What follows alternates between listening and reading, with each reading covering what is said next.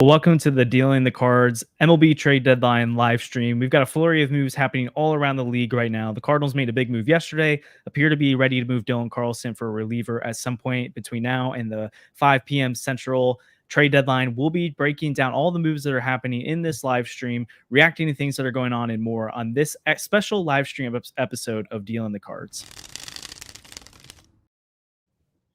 Well, hey, we're excited that you've joined us today for this special trade deadline live stream. If you see that QR code in the top right corner, you can go ahead and scan it if you want for a cool opportunity, but Sandy will talk about it more later. Right off the top, though, I think we just need to dive right in about the Dylan Carlson side of things, right? This is the Deal in the Cards podcast. We have multiple episodes each week that we talk about Cardinal baseball and everything that's going on, but we also love to do fun episodes like this when there's an MLB draft or the trade deadline. Live react to things. We love to do that. And so throw comments in the chat if you want to interact with this as well.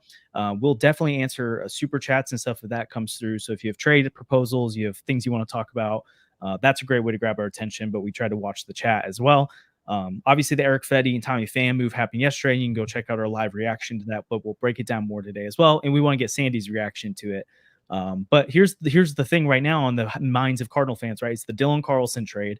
According to Mark Feinsand and then John Denton, it seems like the Los Angeles Angels and the Washington Nationals are the two teams that have kind of risen to the surface as trade destinations. So who would have thought we have a Dylan Carlson bidding war today? It sounds like the Cardinals will likely get a reliever in return, which would be their high leverage guy that they acquired at this deadline. I could see an outside chance of them doing something else and then making another move for a reliever. But Sandy, right at the top, though, you see these Dylan Carlson rumors. Do you have a preferred destination for it? And then I guess, how do you just feel about how the Dylan Carlson era is ending here in St. Louis? Well, there's a lot to talk about here. I'll start with that first question. I think I would prefer DC because I like the pieces they've got better. I think Dylan Floro is a great fit for the Cardinals. I don't see anybody on the Angels that kind of fits that profile. Estevez is gone, and Estevez for Carlson was never going to happen. He's too valuable. Floro felt like a stretch, but now it feels real. So I would take that. I think that'd be a great thing for the Cardinals.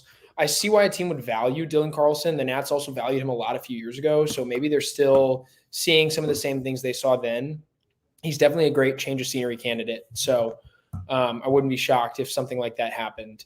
As for how I feel about this coming to a close, it sucks. Anytime you have a guy where you're talking about them as a change of scenery candidate, it means things didn't work out. Yep. And Dylan Carlson, it really hasn't worked out.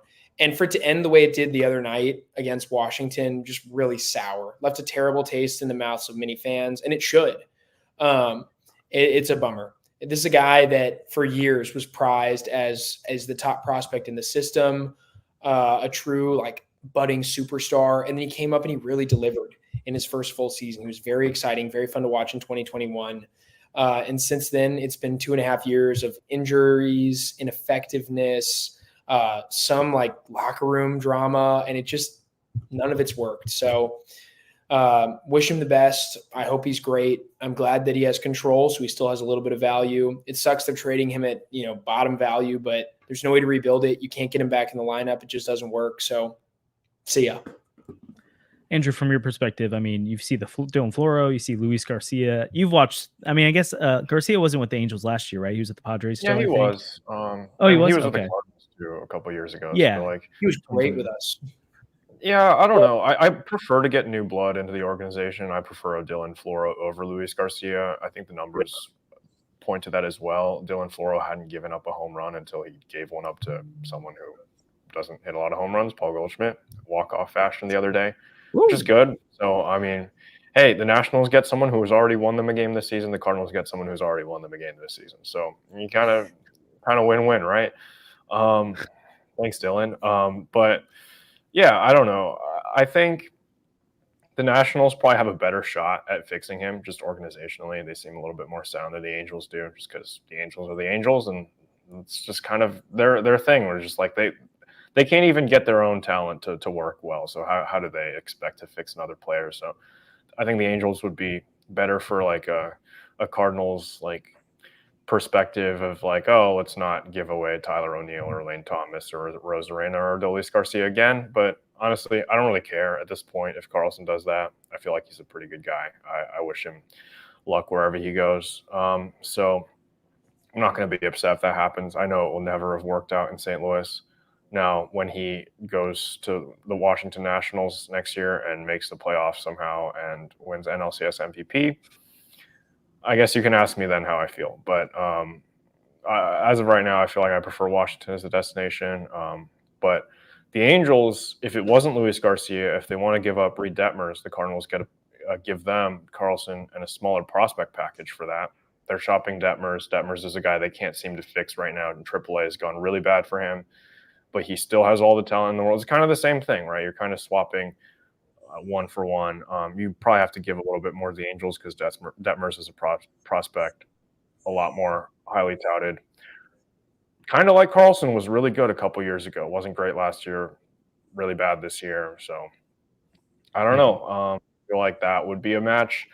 I don't think Mo's going to add another starter. We talked about it yesterday, but that's the kind of guy that I feel like you can add right now, because if Detmers is your only move, that's terrible. It's a terrible deadline. But you got Fedde as your number 2 starter. Detmers has the upside of a number 2 starter as well. He was that for the Angels when they were trying to be good a couple of years ago. So I don't know. It seems like Luis Garcia is the guy that they're going to go after, which is a little bit frustrating, but I guess a little bit more certainty if he does end up going to the Angels. Yeah. Yeah, I mean, you'd definitely have to attach more to Dylan Carlson for Reed Detmers. Like, for sure. Some people are like, "Oh, it makes too much sense for both." Like, but I'm like, why? Why does it make sense for the Angels to move Reed Detmers? Because I have way more confidence he's going to turn it around, even for an organization that isn't known for turning people around, than Dylan Carlson is going to be anything of substance for them at that point. And just like market value wise, like the pitching right now is insane. But if you could like attach, I mean, it's hard to throw out names right now because I don't really know what it would be. But I think it's not like, I don't think it's like Michael McGreevy gets it done for Reed Detmers with Dylan Carlson. I think you're talking about a guy who's actually pretty decent. Jeff Jones just said Dylan Carlson's here, spoke to the media. I'm just waiting to hear something he said, which again, yesterday, he basically was like, yeah, I guess a change of scenery is what's best for me. So like, we've all known it's a trade. But something that I can't remember one of you said, and I think it's a fair critique that people have had is it like, do you have to trade Dylan Carlson? Like, he has 3 options. They could have sent him down to AAA at any point, and they haven't. And I think you're well past that at this point, right? Like, a trade has to happen, and they've set it up for this is how they get the reliever. But it is kind of interesting that they've never really kind of gone down that path of what they've done with Walker, sending him down to AAA and kind of letting things go from there. And maybe they just don't believe that that would do anything good for him. I guess if you can get a rental reliever right now, that's value. Like, it's not great, but it's more than like what Paul DeYoung got you is Matt Savanson, which is like a super old high A reliever. Like, that's not anything of substance. So I guess maybe they're worried that like if they do that, then he actually is worth literally nothing. But I don't know. I think that's something that I've thought about. Like, okay, like they could have been creative and tried to do something like that. And maybe if they had signed Tommy Pham in spring training instead of having to trade for him later, then they could have had Dylan Carlson in AAA this year. But I don't know. It's too late now. It's not going to happen. But what, like, if for Sandy, if for you, if they had an opportunity right now to put like attach a prospect to Dylan Carlson, like but it has to like not a throw in, but like I'm just gonna throw out like random names, like I don't know, it's hard to throw names, but like Graceffo, Crook, someone that's like would mean something to go get Detmers. Would you do that over getting Floro or Garcia? Because if you do that, I don't know if you get the reliever.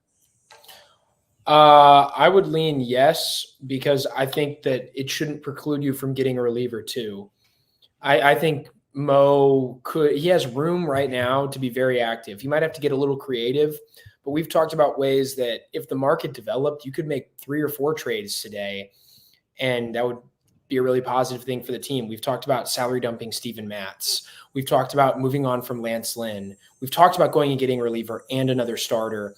And the crazy thing is, because the Fedde trade was so good for the Cardinals, like I'm giving that trade an A. You'll see my full reaction to it. It's not a black and white thing. You know, I'm not like this is the best trade of all time, but it's an A in terms of value. Like, the Cardinals made out like bandits, gave up 0 prospect capital to get a guy like this. So, we should be talking about they still have the funds left over to go get someone else. Yeah, Kareem. Okay, Sandy, we do. What do you think about your boy Michael McDreamy getting his spot start on Wednesday? Sandy is like the biggest fan of Michael McGreevy in the world. He's Dakota Hudson plus. I'm so ready. He strikes out a few more, walks a few less. The stuff is terrible. I'm so ready. I don't understand why they're pivoting to a 6-man rotation, or they're giving Gray, I guess, an extra day of rest. But like Fedde's ready to start on Friday, so why don't you just keep Palante in the rotation? Like I don't know. I don't think it makes sense, but whatever. It's gonna be great. I'm gonna enjoy it. Okay. How's this for you? His updated scouting report on Baseball America. He has a below-average fastball, a below-average curveball, a below-average changeup, an above-average slider, and plus control. That's Michael McGreevy right now. Tell me that's not Dakota Hudson. Except he had a good sinker. Yeah. Oh man. It's just so funny how high you've been on. Tell me it's not Dakota Hudson. We all have our blind spots, but Dakota Sandy's Hudson blind got spot released is by the Rockies. Sandy, why do you want that? Oh wait, no. If Michael McGreevy is Dakota Hudson, that's a win. Yeah, it's a huge win. Like he's not going to be better than that. Well, look. Then he is right now. Injury was actually good. Honestly, what Dakota Hudson is right now, that might be the ceiling for Michael. He got McGreevy. cut by the Rockies. Yeah, Michael McGreevy is the go to 21st ranked prospect in the Cardinal system right now. He's not good. Yeah, he's not good. I don't know. Like, why do you want that? I don't like injury. So underrated. Oh, I'm not saying, or Andrew, I'm not saying I'm excited about it. I'm just saying like that's what you're hoping he could be. I would think. Yeah, for sure. Oh man, it's funny. If Sandy has a blind spot, which we all do. Andrew's is 2-way players. I don't know what mine is, but you guys can tell me. Sandy, it's like extremely overrating the like 9th best prospect in a system of being like, or 9th best pitching prospect, where it's like, I mean, I do like Ian Bedell, but he's just like Ian Bedell is the next Cy Young. He's the man. No, I like picking a guy or two and just being all in on him. I love it. So yeah, Michael McDreamy will start on Wednesday, which they've talked about doing a 6-man rotation this time through. So there's no way. I mean, unless McGreevy does something incredible, he's going to be sent back down to AAA. And then I guess they'll figure out what they're going to do with the rotation at the end of that, because I don't think they've officially removed Palante from it, even though that's the plan. It sounds like they have talked about maybe sticking with the 6-man rotation, which I don't think is a good idea. I think that really, you take away another arm from this bullpen. I don't like it. So I don't think that's what they're going to do. But yeah, so Sandy, I meant to check in with you to see if you're still breathing when Michael McGreevy was whoa. Bang.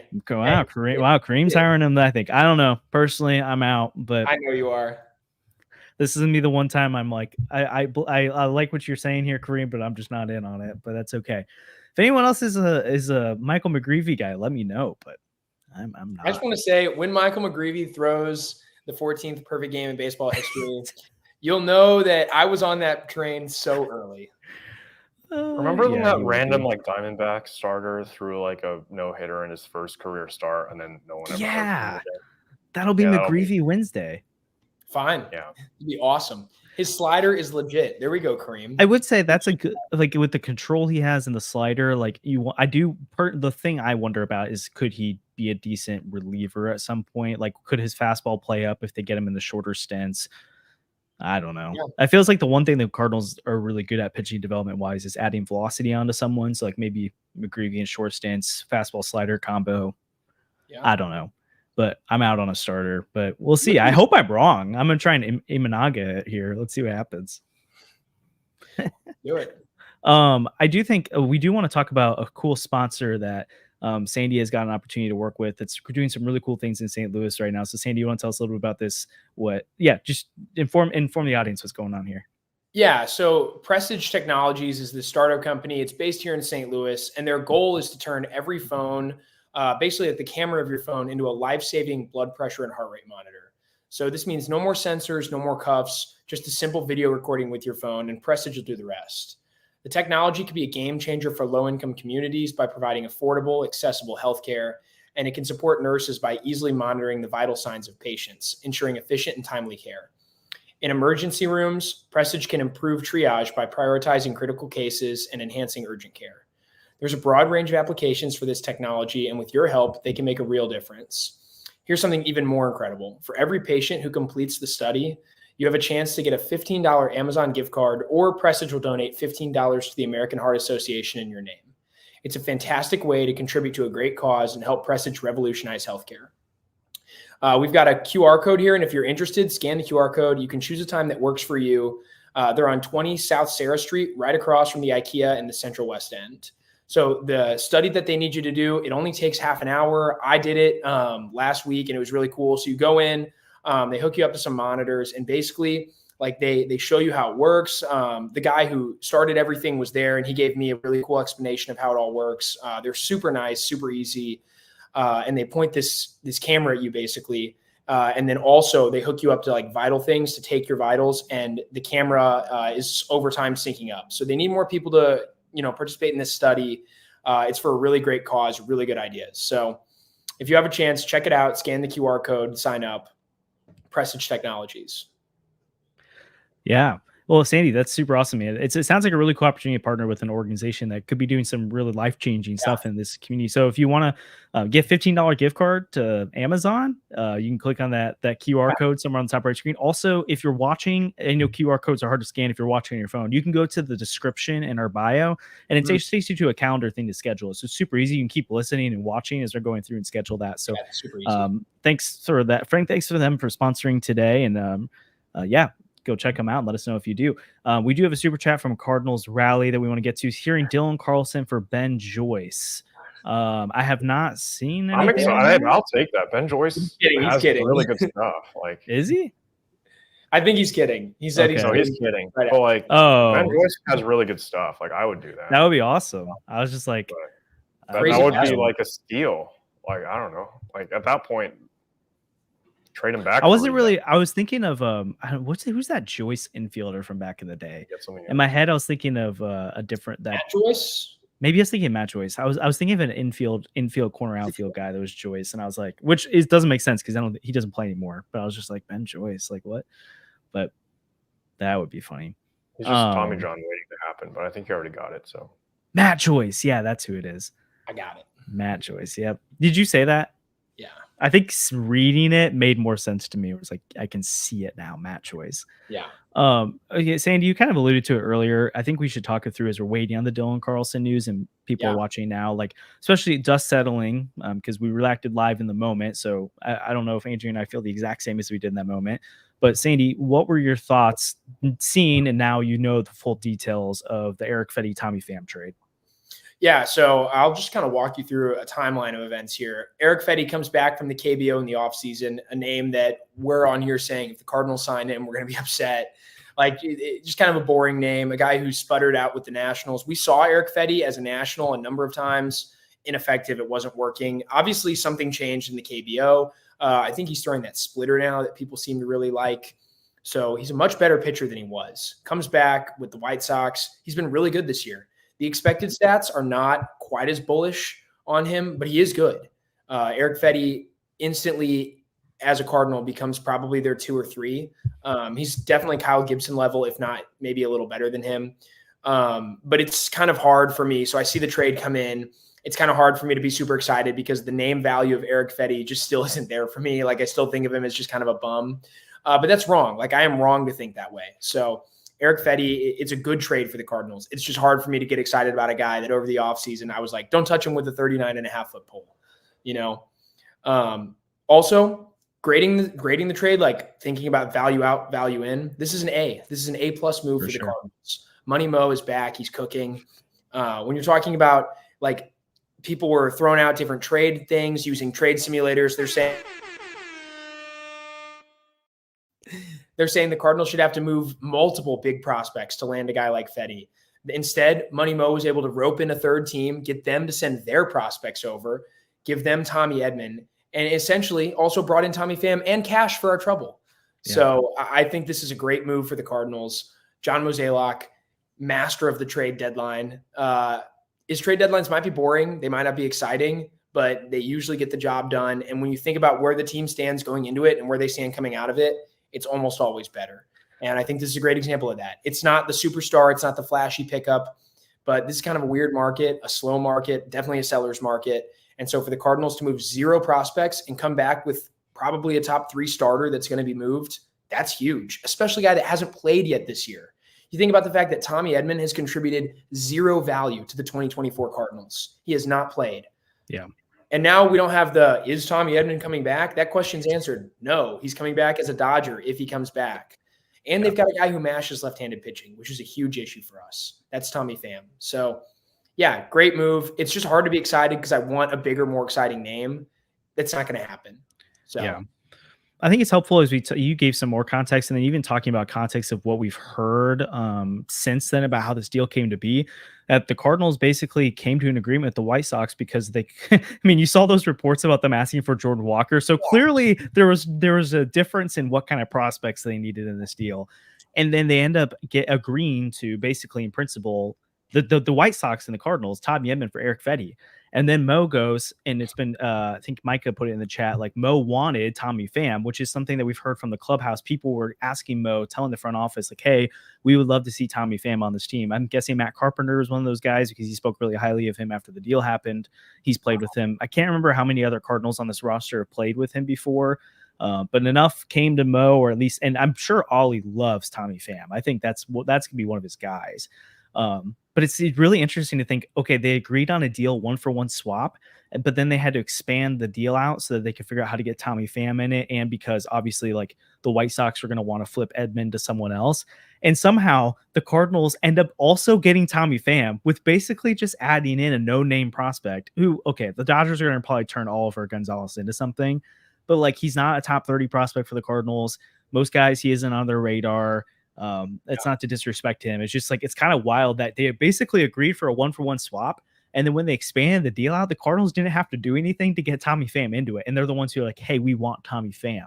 And then the White Sox do all the work for them, get the Dodgers in here, and the Dodgers give all the prospects. I think the Dodgers kind of overpaid here because if Tommy Edman is 2022 Tommy Edman, Andrew and I talked about this, like that deal makes more sense.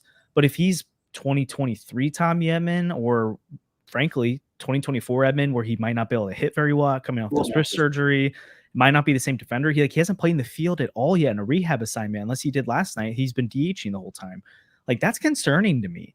And I know you've got another year of control, but you just got Fedde with another year of control, who, again, when we get to the offseason, the Cardinals better not sell the fans on, oh, if we have Gray Fedde as our 1-2. Like, they should be trying to figure out another number 2 that Fedde's your really good 3, and that's how you actually contend here. But I just think the Cardinals came out so big here. I think the Dodgers kind of overpaid here. The White Sox got they just did not get enough value in this deal. Bladder came back. Yeah, and one of their guys is going to be out for the rest of the year that they got back. So this is wild. So Andrew, I don't know if you have any other. You were talking about earlier, and we're not made fun of you, but we're like, what? We thought you were way too low on it pre-show, but then you explained it well. It's like, we're not going to come back at this deal 10 years later and be like, remember the deadline where they got Erick Fedde? Like, it's not Matt Holliday, but it is a really good move. And then considering the other moves that have been made at this deadline, like Erick Fedde might be a top 5 player moved at this deadline, which is kind of wild. Probably. Maybe even better. Like, until Jack Flaherty's moved, I think Erick Fedde might be the best starter that's been moved. And Josh Chisholm's probably the only other best player that's been moved. So that's good. And then also, again, baking in the price, like what the Astros gave up for Yusei Kikuchi, like Marlins for Trevor Rogers, like, yeah. So to get Pham and Fedde for Edman, I'm gonna miss Tommy Edman. I feel like when we talk about this, it makes me sound like I don't think Tommy Edman's any good. I think he's awesome, but man, like, I feel like this was the right call. So, Andrew, any other thoughts or things you want to reiterate from yesterday, or new thoughts you've had since then? Yeah, no, I feel like I was pretty excited about the news. Oh, okay, some feedback coming. But I think the Cardinals do need to make another starter for me to be like truly excited about this trade deadline. But I don't know, it's fine. It is what it is for now. But yeah, I think hopefully they can get something good for Carlson, and then hopefully they do something else. I don't know.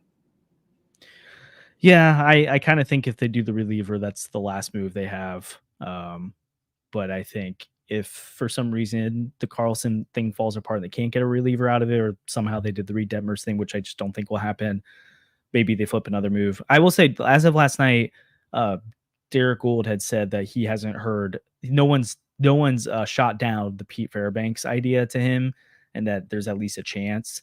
I doubt it though, but I think that's the biggest thing we can see. That'd be like the hit the passing button. Whoa, they just got Pete Fairbanks.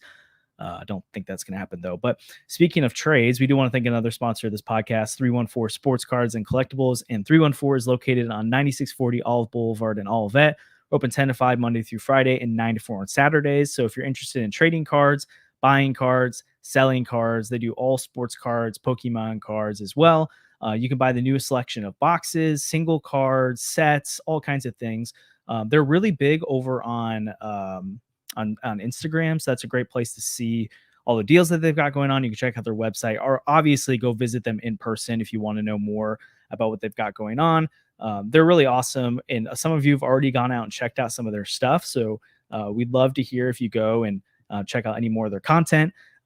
Get more smart cards. You get the Imanaga cards being shown up there. I just got a bunch, so I forgot that my parents back in the day stored all my cards for them, so I just got like a ton of really old box sets. So I'm going to go through them and see if I have anything valuable. Like some of them are like my dad's from like the 80s and stuff. So, and they're like, it's a ton. So I'm like, okay, I'm ready to go through this. I'm at the check out or go by 314 to see like what the value of them is. So I'm getting back into it. It's fun. I got my Victor Scott card recently. But again, if you're into sports cards, Pokemon cards, all that kind of stuff, please check out 314 Sports Cards and Collectibles. They do a really great job over there. So as we're talking about Dylan Carlson getting traded for a reliever, go trade your sports cards. So is there any deals that have been happening today, or at least overall on the deadline, that have really stuck out to you guys at all? Sorry, I'm kind of putting you on the spot here, but as we're kind of waiting to see what happens here. Yeah, I think there have been a number of big deals. I mean, for sure, like I was on a hike earlier today with my family, and the Trevor Rogers news came through my phone. And I think that's just a good way to understand like how big of a seller's market this is. Trevor Rogers is a failed starter. He's a reclamation project. He had a really good rookie season with interesting peripherals. But after that, it's not been good. He's either hurt or missing, like Sixto Sanchez level almost, where it's like these Marlins have all these young starters. Where are they all the time? And it just has been bad. He's been ineffective. And yet they were still able to go get Connor Norby, a guy who a lot of people have as at least a fringe top 100 prospect, and Kyle Stowers, who could be like maybe an average regular at some point. So I think that tells you like there's a lot of value for pitching right now. And that just makes it even more impressive that the Cardinals were able to do the Fedde deal without trading a single prospect that anyone's ever heard of. They gave up some like DSL guy who's a teenager, which is whatever. But I mean, that's crazy. Absolutely crazy they were able to do that. Also, the Brewers got Frankie Montas. I know people are saying they overpaid, and that might be true, but I don't think it was a terrible like Kikuchi level overpay. And I think that that's something to be a little scared of, because the Brewers can displace one of their terrible lucky starters now with an actual like quality option, which really stinks for the Cardinals because we're 7 games back and need to go on a run. So that's not great. We would have liked to see the Brewers kind of hold at this deadline. Yeah, that would have been ideal for sure. I know we've talked about it in different realms, and we kind of touched on it, I think, in yesterday's stream, me and Andrew, about how there's been people who've been saying like, hey, buying at this deadline is a huge mistake. You need to take advantage of the seller's market. There's some teams out there right now, like I'd say the Cubs are probably not the best example of it, but they're doing the buying and selling moves, but they're still more of a seller than they are a buyer. But I don't like, do you guys, I think Andrew maybe feels this way, so maybe Andrew, you can lead off, but like, do you feel like the Cardinals are making a mistake not taking advantage of the value that there is on this market right now, not trying to flip a Lynn Gibson, even Sonny Gray, like, or Ryan Helsley? Like, and personally, I don't feel this way, but I want to know if anyone does and why. Do you feel like they should have taken advantage of the seller's market, even if they potentially you could feel like they should have bought Fedde and sold Helsley? Like, I don't think that's an unfair thing to think, but do you think they're doing the right thing just adding to this roster, Andrew? Or do you think they should have considered trying to get a haul for one of these pitchers that's on an expiring deal, or like Helsley that's just at peak value?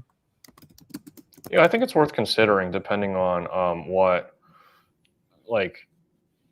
other teams are asking or what other teams are willing to offer for Ryan Helsley. I think it's very possible that like if you look at the Orioles, they could give you like a massive haul for a closer like Ryan Helsley, considering what they gave up for Trevor Rogers, who's just not even in the same ballpark in terms of value. I think it's possible that like you could get a little bit for like a Lynn or a Gibson. Probably Lynn is the one who would go. You could get something in return for him because I would like to keep Palante in the rotation. I know Sandy has a lot to say about keeping Lynn or Palante or whoever. And I don't know. And it seems like I have to press this button because something happened. Yep. Oh, sorry, Sandy, you're Tanner Scott is now a Padre, so we'll see what that's like. I wonder how big that package is. They said they wanted a huge package. Yeah, I think this is going to be crazy. Like for a reliever, at least a rental one. Yeah. Sheesh. Okay, Padres. Seller's market. Oh man, I don't know what they're doing, but well, to answer your previous question, I would say I kind of think like I would like to see them taking advantage of the seller's market, especially with Lance Lynn. I think if you can unload Lance Lynn right now and get actual value back, do it. I think if you can move Steven Matz and even just save yourself some of the money, do it. Like get rid of him, get him out of here. Steven Matz has been injured all the time. I'm a Steven Matz fan and I'm tired of it. I'm sick and tired of him being hurt all the time. If you can move one of these guys, especially because now you have Fedde, and then you can keep Palante in the rotation. And Palante, I'm sorry, there's no other way around it. Palante has been better than Lynn over the last month and a half. Lance Lynn's not even eating the innings they need him to eat. I'm not saying they have to sell Highland Helsley. I think it might be valuable to do so. I think you could get some really big package back. But even if you can't do that, if guys like Trevor Rogers and Yusei Kikuchi are getting big hauls, Lance Lynn could get you something real. Like there are legit options out there who would want like people would like to have Lance Lynn on their team, obviously. But not like we're not talking like Kikuchi. Like they'd be like real would be way less than that though. True. Yeah. You're not just going to get lucky and have some team crazy overpay. But yeah, I mean, yeah. And Lance Lynn's numbers aren't bad, as Samir points out, but they're not incredible. And he doesn't eat innings either. Yeah, like he's not getting out of the fifth every he's like a 4 and dive guy, which is bad. Good. It's really bad. So I would be very interested in seeing a Lance Lynn or Steven Matz type thing. And even if you don't get a lot, it takes salary off the books, which apparently the Cardinals continue every like month. It feels like we get messaging from the ownership about like, oh, we're not positioned to take on salary. It's like, yeah, we knew that. The status is unchanged. And we just got that the other day talking about the Cardinals can't take on any significant salary. So at least like relieve the books, take some money off the books if you can. Because maybe doing so could open up some avenue to signing something this offseason, even though it sounds like they're not going to now. So I would like to see them do that. It doesn't have to be a crazy haul, but even just freeing up spots, like is Lance Lynn starting really helping us right now? And is it better to just send Palante back to AAA? Because Palante is not a great reliever. I don't want him in the bullpen. He's a starter or he's nothing. Yeah, the one problem to me with the idea of trading like a Lance Lynn right now is that you really are an injury away from your rotation being like in a really, really tough spot, because I know you have Palante if you traded Lynn and someone goes down, then who's your next option? Is it Michael McGreevy? Is it Gordon Graceffo? Is it Steven Matz when he comes back? Like, I don't know what you do. I'm fine with them running with him for a little bit and then recall. Like, I think probably the best route, as I'm thinking it through, is you send Palante back down to Memphis to keep starting. You keep the Lynn thing going, and then if like middle of August, late August, it's like, hey, Lynn, like clearly Palante is the better option, which he is right now, but he's still clearly the better option. Then you either move Lynn to the bullpen or you DFA him and you call Palante back up. I just am a little bit worried about getting rid of your six, like you have 6 healthy starters right now, getting rid of one of them and kind of being like, hey, let's see how this goes, because they've been so lucky with injuries this year for the most part in the rotation. The one guy I would look at doing is trying to move Steven Matz if anyone would want him, because he is on a rehab assignment coming back. The Alex Cobb situation is a little bit different because I don't think he has another year of control. So like a team isn't inheriting that. Yeah. But I think with like the Paul DeJong side of things, like I think the Cardinals were on the hook for Paul DeJong's second year of his contract when the the Blue Jays cut him. So I don't like if they maybe could agree to something like that, where it's like, hey, if for some reason the Yankees, like whoever this team is, acquire Steven Matz, he doesn't come back, they don't want him, they could cut him, and the Cardinals have to pay that side of it. Like I wouldn't hate, that'd be tough because maybe they would just use him in 2025 in that scenario. But I do think Alex Cobb got traded, but I'm saying like people have brought up that as a like comp after I said the Steven Matz thing. I think it made me think of it, but it's not the exact same thing. But that's a name I would like to move because you're not going to get value for Steven Matz if he's able to be moved. But if you could move that money, that would be really interesting to me, right? You free up like $12 million next year. Also, they need to keep trying to move Gallegos if possible. I kind of feel like there's going to be a contender out there that's like, we're not paying enough for these relievers right now, and we need we need bodies for a bullpen. Why not nothing up for Gallegos here? And then Gallegos has a $500,000 buyout for the next year, so it's really not that crazy to buy him out for any team. So I don't know. I think something like selling moves like that makes sense to me, but I don't know. Let me counter with this. If you're worried about the injury thing, why not just go get another pitcher too? There's no reason the Cardinals can't go get another starter. Yeah, but like, is the return, like the thing you're gonna have to give up for that other starter going to be less than you get for Lynn? Like, I think you're kind of lateraling, like you got prospects back for Lynn, but then you probably gave up more to get an insurance starter when you already had Lance Lynn.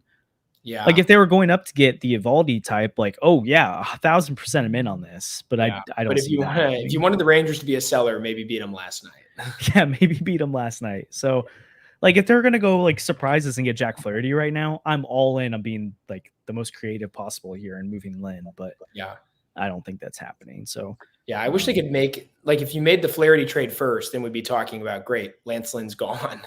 Yeah. Highest bidder. Do we? So I've seen that there's some details coming out about the Tanner Scott trade. Do we have the full details yet?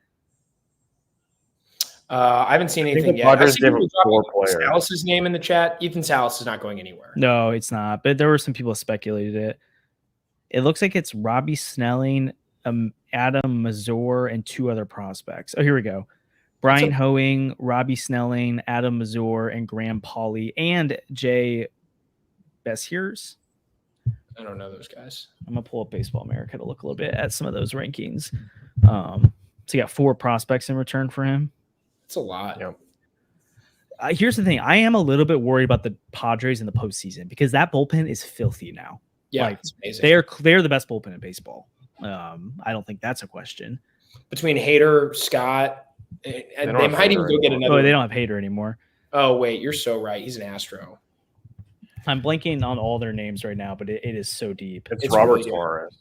Yeah, Robert Suarez. They got a couple other guys, though, who've been really, really good. And you could see them going out and just getting another guy because that's what the Padres do. Like, I wouldn't be shocked if they were in on Yates or something. So Snelling was their 3rd-ranked prospect. Adam Mazur was their 4th-ranked prospect. Graham Pauley was their 6th-ranked prospect. And Jay Behines or whatever was their 29th ranked prospect. So they gave up their 3rd ranked. This is a pretty good system. They gave up their 3rd ranked, 4th ranked, 6th ranked, and 20-something ranked prospect to go get Tanner Scott as a rental. So they're all in. That's a lot. That's a lot for Padres. That's like shades of Cubs, Yankees. Yeah. Like why? I don't know. For the Padres? Yeah, I don't get it. They keep doing this. Like they went all out for Dylan Cease. I don't know. That's weird. I feel like they've just been so all in for so long that they kind of just have to keep being all in until it falls apart. I don't know. Because like it would be tough to keep being like a fringe wild card team every year for a while, but I still don't like it. They can't win the division. It's just not going to happen. But they can make. I'm saying, but they could be a competitive wild card team. Like right now, I don't know. I have to think about it longer. I don't know how much this changes how I feel about the Padres as an entire team. But then now they have a truly elite unit in the bullpen, where their rotation Cease King, which Cease I feel really good about. But then game 2, game 3, like they could just go to Suarez, Jason Adam, who they just acquired. Like, oh man, they've got a lot of arms in here. So yeah, I guess I've seen some chats in, or also one of the things Ryan Graber pointed out. Thanks again. We always really appreciate these super chats. That like, what starter would you get, especially after like the Orioles paid what they paid for Rodgers, which I think makes sense. I guess there's not a lot of options, and the guys who would have been good fits, like Frankie Montas, would have been a nice fit, but he's already been moved. Yeah, that's interesting. And teams that would have been good sellers, like the Royals would have been such a good seller this year if they were bad. Like Michael Wacha, Seth Lugo, those have been great names to see moved, and Yeah. they're not available. I will say now that because the other day I was wondering, I don't know if I said it in a stream or not, that like we don't actually know what Helsley would have gotten back because just because people are like people are paying a premium right now, but no one's paying a premium to go get Tara Skubal. Like, so there's still a limit to what people want to do at this deadline, and same with like the Garrett Crochet, right? Like, his is a complicated situation, but like, I'm trying to think of a good analogy. But just because I'm overpaying for one thing doesn't mean I'm going to overpay even more because I should have to pay over that much to get this one thing. So it made me question like, what do you actually get for Helsley in a trade? But this Scott package for a rental arm, I'm like, okay, like they could have gotten more than that. I mean, easily got more for that from Helsley, and that would have been. That would have been a lot. Well, here's my question. Were those guys top 100 prospects? I'm pretty sure what's his face is. Snelling? But let's see the new top. I mean, 100. if they are, because I was going to say, like you said, there's kind of a limit to see how much people were doing because no one was moving top 100 prospects. They were overpaying, but they were overpaying on the margin still. Yes, for sure. They're overpaying for real now. Like a Helsley trade would have been intriguing. Let's see. I might have missed him. I might have to scroll through more. I'm not seeing him yet pop up. Robbie Snelling. Maybe it isn't a top 100 prospect. He might not be. Wow. So, I mean, that's not as crazy as you would think for a rental. Yeah, maybe if their system's weaker. But, I mean, even so, that's still a lot to give up. It's a good haul for the Marlins for Oh, yeah. I mean, yeah, you're right. It's still a haul. I meant more just I thought it was a little bit worse in my head. Yeah. Which I feel like he's probably a borderline one at least. And this is just Baseball America. It's just for sure. ranking, but I like theirs a lot. I don't see him. Oh man. So again in the chat, if there's any topics you guys want to hit on, obviously we're gonna be waiting out this deadline, so we're kind of reacting to what's happening as it happens. I know we've kind of already touched on it, but we talked about earlier the Dylan Carlson side of things, which looks like it's the Nationals, looks like it's potentially the Angels. We'll have to see what happens with that. Dylan Carlson's at the ballpark right now, and he's not ready to play, but you could be at the ballpark and ready to watch a game this year for a lot cheaper for price. Look at that segue right there. I hope you all appreciate it. Hey, if you guys have been watching lately, we do have a code with SeatGeek now, which is really awesome. It's a great way to get a really good deal on game tickets. And if you just have to use our code NewtNews, and you get $20 off your first purchase of $50 or more. So that's a great savings. If it's just you or a friend going to the ballpark this year, use code NewtNews to get $20 off your first purchase. You can also use it on other sporting events and concerts, stuff like that as well. So it doesn't just have to be a Cardinal game. But again, if you've never used SeatGeek before, they usually are a lot cheaper than like buying straight from whoever it is anyways. So you already get a little bit of a discount there. And then plus you can get $20 off your first purchase when you use code NewtNews. So make sure you use NewtNews, not Dealing the Cards. I know it's a little bit confusing. That's our former podcast name. So what a throwback there. And then Sandy, I don't know why we have a second here. Do you want to briefly tell people about our new sponsor today again and what the QR code takes them to? Yeah, absolutely. So we're also sponsored today by Presage Technologies. So thank you so much to them.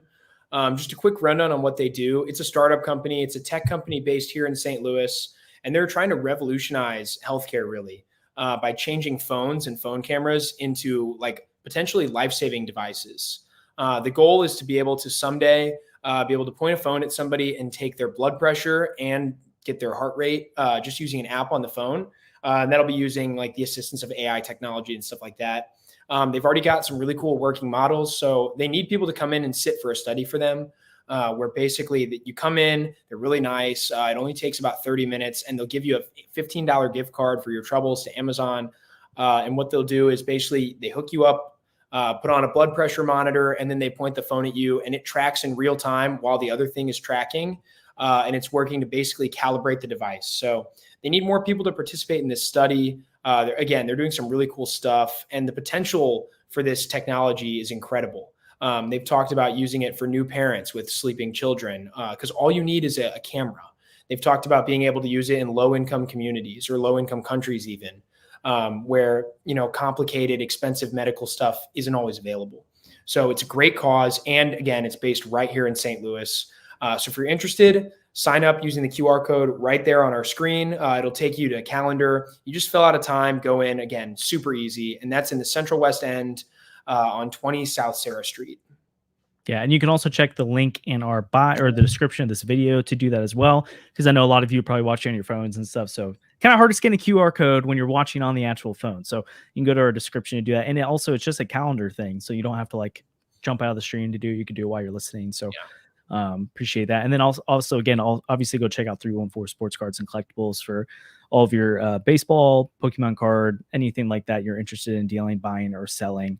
Also, again, if you're watching now, we really appreciate the support. Again, we're going to keep going up until the deadline, and hopefully we get some news on the Dylan Carlson side of things here too.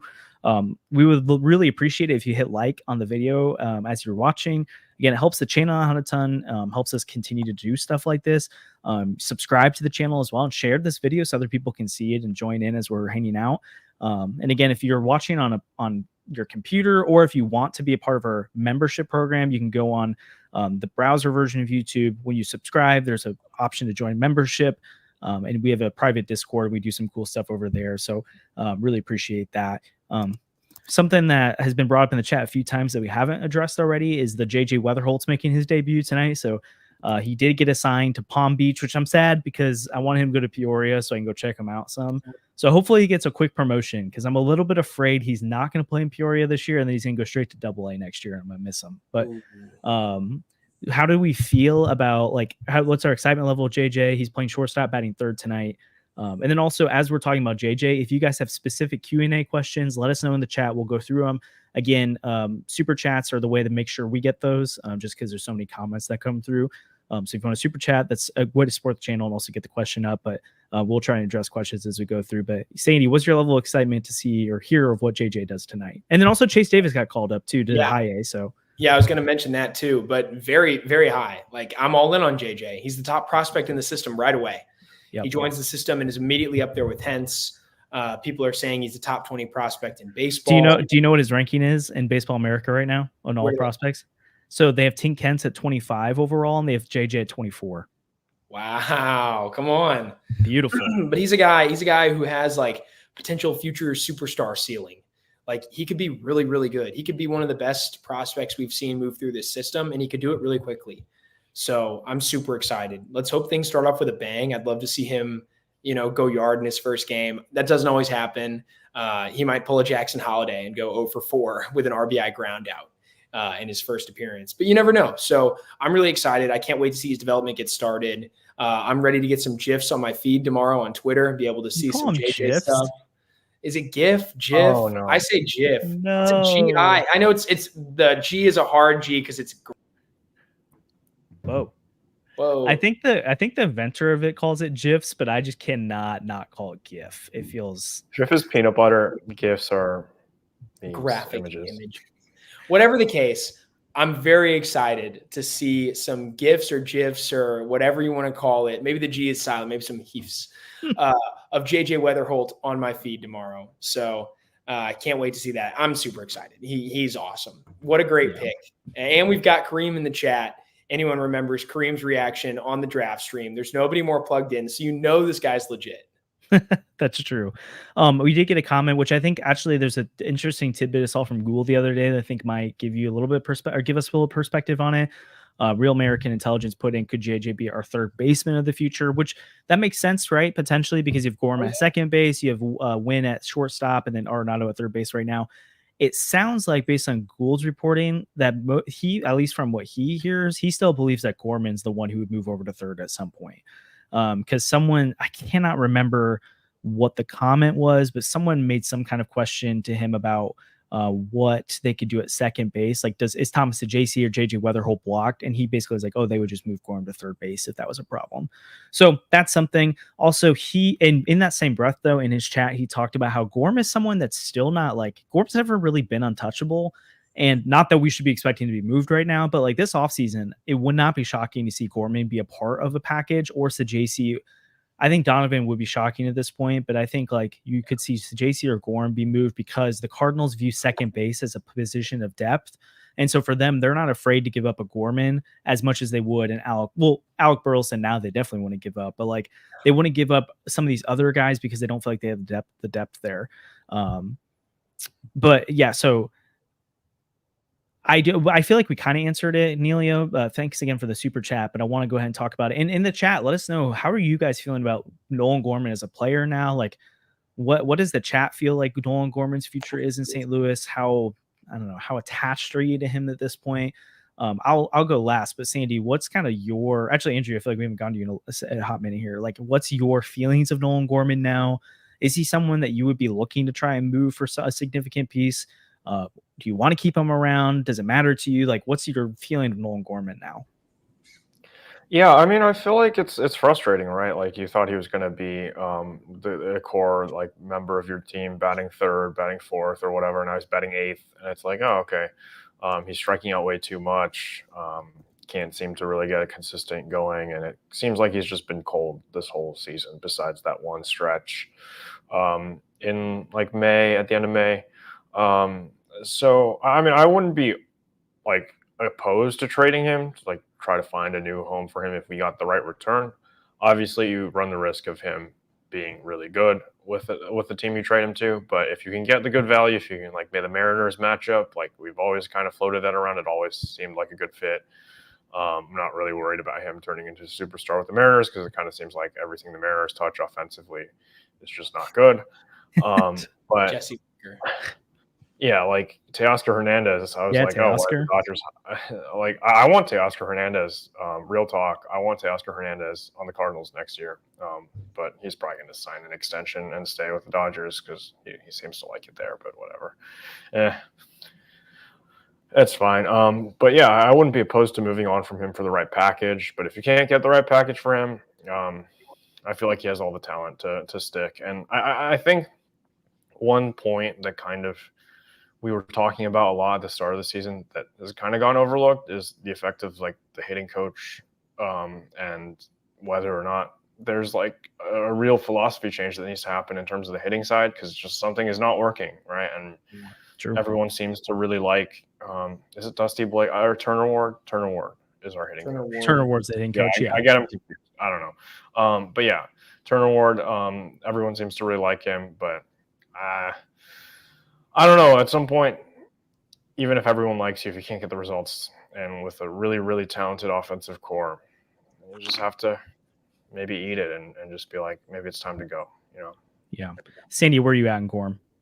I'm still pretty high on Nolan Gorman. I think we're forgetting two things. Number one, how good he was last year. Nolan Gorman last year, outside of the month of June, which I know was historically bad, for the most part was a top 20, top 30 hitter in baseball. He was awesome. There was real, like, I mean, he was in the MVP running at the end of May last year, which I know is only a 60-game sample, but that's crazy. He was really good. Nolan Gorman was awesome. Well, he was also like, it wasn't just after, it wasn't like June he was bad and then he was like okay the rest of the year. He had multiple elite like 130, 140 WRC plus months after that, and he had like a 90 WRC plus in August, I think, but like July he was awesome, and then September he was really awesome too. So yeah, he was great. He was a huge bright spot on a terrible team last year. I think we're forgetting also how young Nolan Gorman is. He's only 24. Like, guys don't always have it together at 24, and it's because he came up so young. Gorman came up, I think, right after he turned 22.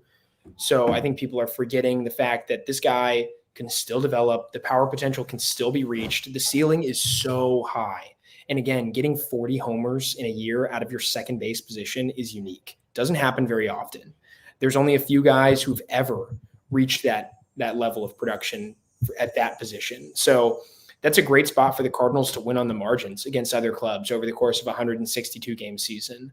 Like, if you can say, hey, my second baseman is going to be available, because Gorman has been very available. He has not been hurt very much. If you can say, I mean, the back thing is an issue, but it's been great. So if you can say, like, my second baseman is going to be available and he's going to hit 40 homers this year, that's a great thing to be able to pencil in. Yeah, I'll get to my thoughts on Gorman in a second. I want to acknowledge a super chat from Ryan. Again, thanks, man. We really appreciate it.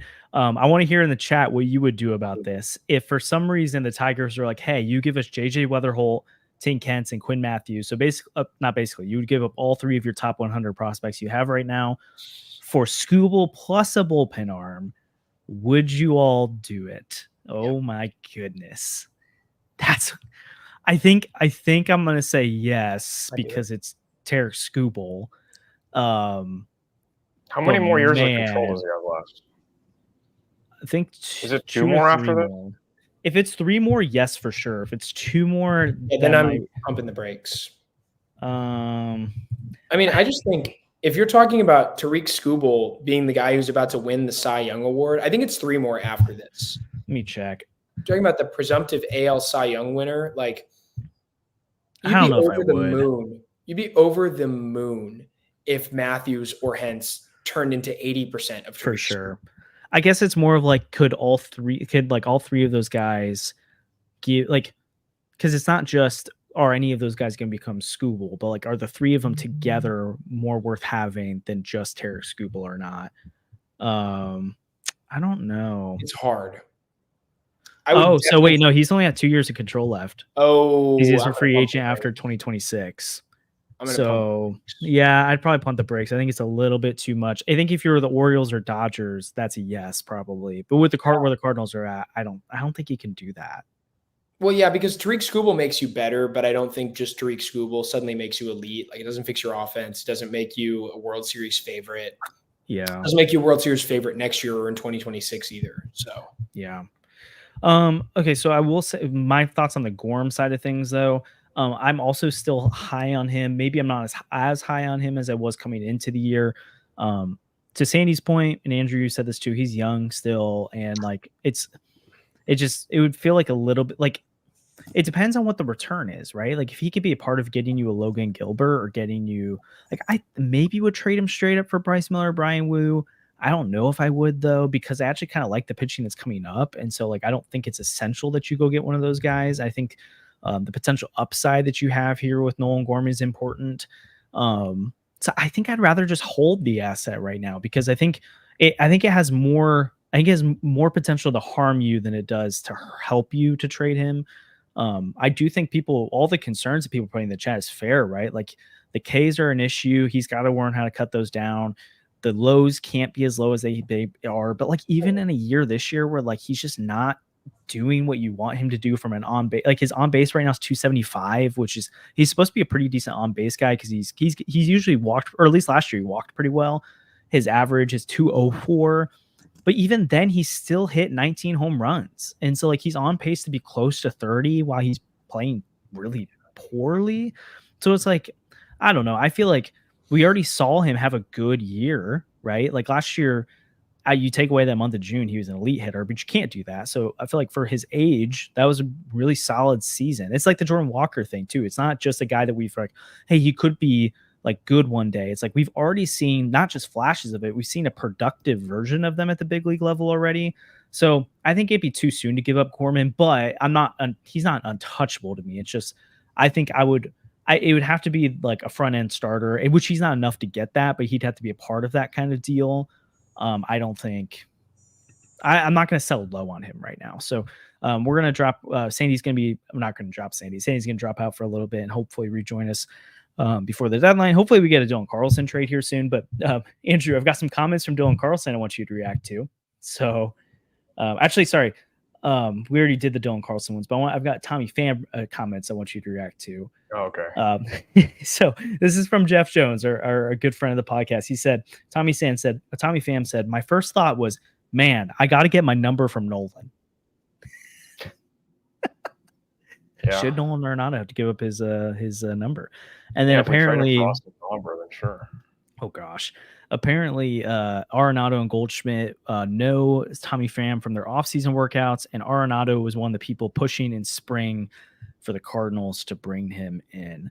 I think this is probably a good segue that we should just go ahead and talk about while we're in this. That's the old. I think people have been kind of frustrated with Nolan Arenado lately, and potentially a lack of effort at times. I want again, feel free to please send in some questions as you're coming through.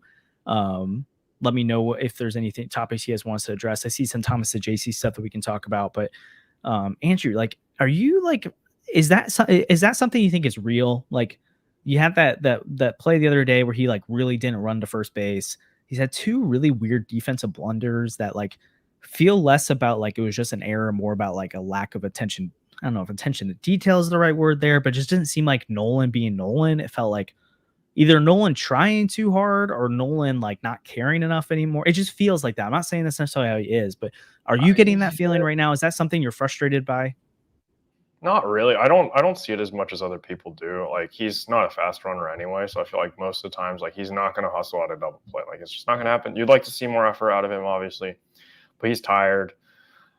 He's getting older. Maybe he just doesn't have it in him to run 100%, which is not like me trying to make excuses for him. And like it kind of is what it is. You'd like to see people do that, but like if it means like he has more energy to like take a better at bat in the, later in the week, that's more important or something, then yeah, sure. Like conserve the energy however you want it to be. I feel like Ollie's pretty candid when people aren't like playing hard, and I feel like he would probably call that out if that were the case. If there was some sort of internal clubhouse turmoil like that, Yeah. I feel like yeah, it would definitely have come to light. Maybe he learned from Tyler O'Neill. I don't know, but I don't think he would really let that slide. He doesn't seem like the kind of manager that would do that, as even from one of the stars on your team, especially with him not performing the way he is. I know Arenado's upset with the way he's played. I don't really have any. I don't think it's fair for us to question his effort. Just the way he conducts himself in like post-game interviews and stuff. It seems like he is doing that, and it seems like he's just pressing a little bit too hard. Whereas like he wants to get better, and once he gets out of that, I don't know. We'll see what happens with him, but we can kind of see it a little bit, just the frustration as he plays. I feel like that's more what it is than anything. Yeah. I think we might have some more Gorm talk on the horizon because there's some good points being made in the chat that we should maybe talk about. But to your point, I think Arenado is just so like emotionally invested into everything he does that like it's his biggest strength and also his greatest weakness. Like part of what makes Nolan so awesome when he's on is that he gives everything. And I think his emotion drives him, and it's what helps him to like give that like go that extra 10% to make that incredible play down the line at third base. It's what helps him to just go off at the plate sometimes when he's been on. Like we haven't seen that Nolan this year, like sicko mode Nolan, where he like just is insane for a stretch. Like we really haven't seen that. But that's part of what makes him so special as a player is how much passion he brings to the game. So I don't think he has a lack of like, I don't think he doesn't care right now. I think more that it's a problem that he lets his emotions get the best of him. And I think it shows on the field. Like he was so upset at himself the other day when he didn't make that throw to first base. And I tweeted out like, hey, like that was a weird, like, what was that throw? Because he went all the way and got basically the ball that Mason Wynn should have gotten. And he like lollipopped it to first base when on the run and the runner was safe. I'm like, that was just a weird, like, what was that? And then Nolan was super mad about it afterward. And I just think he's way too hard on himself. And you can like see it at the plate where he's just getting so frustrated. I think what makes him make these really bad swings and decisions. And so I just think for Nolan, like he just has to figure out a way to contain himself when it's going poorly and channel it for the good moments. And it's so that's a different thing to me than like he doesn't care. Yeah, I think he cares a lot. Like I think there's very few professional athletes who actually don't care about things. I think most of them really care about their performance. So like, and I think it's why they get offended when people say like we don't care, or like when people say Mo doesn't care. It's like I know that you don't have to like him. And please don't hit the button. Like I'm not saying people need to, but like I think when people say like, oh, Mo doesn't care, he's just not even trying. It's like I think they are trying. Just we might disagree with what they're trying to do, but I don't think they just sit around and do nothing. And I definitely don't think about Nolan or Arenado on the field. So I think that's something just to think about. But maybe to circle back to Nolan Gorman real quick, and then hopefully here soon we have some news on Dylan Carlson. Someone brought up a good point that we did see a productive year from Dylan Carlson at one point, right? Like he finished third in Rookie of the Year voting, and he had a pretty good first half of 2022. And then he kind of plummeted. So like, is there a chance that Andrew in your head that we see Gorm making a similar direction where it's like, hey, he had a good beginning of his career, like year and a half, and then it falls off after that?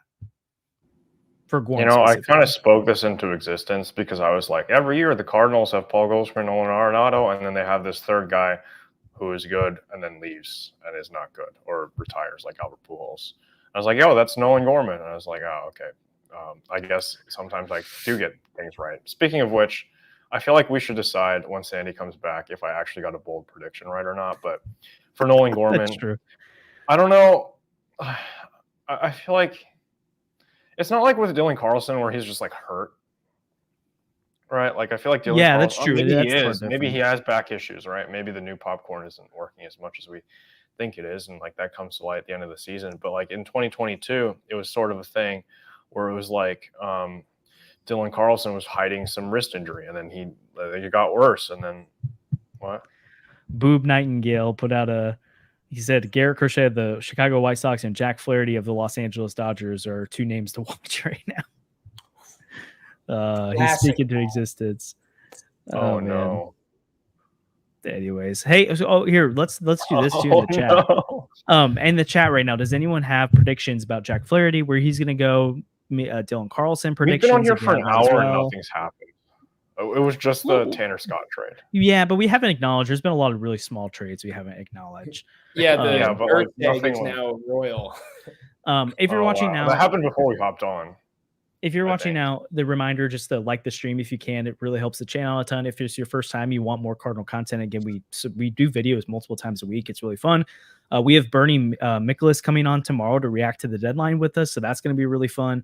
And Bernie's got his own YouTube channel. He's going to be starting up here soon, so you can kind of look forward to that. And then we also have other guests that come on from time to time as well. So yeah, subscribe if you like that kind of content, and then also like the stream. It helps us out a ton. But if you're watching, text in, comment in any of your predictions about where Jack Flaherty goes, if Garrett Crochet is traded, where he goes, if Tara Skubal gets traded last minute, what the Cardinals do with Dylan Carlson. Send those in. We'll try to react to some of those, especially if we see one that's interesting to us, at least in like that we haven't maybe talked about already. If the Dodgers only trade is for Tommy Edman and Michael Kopech, that would be pretty shocking. So I feel like they still got one big move left in them.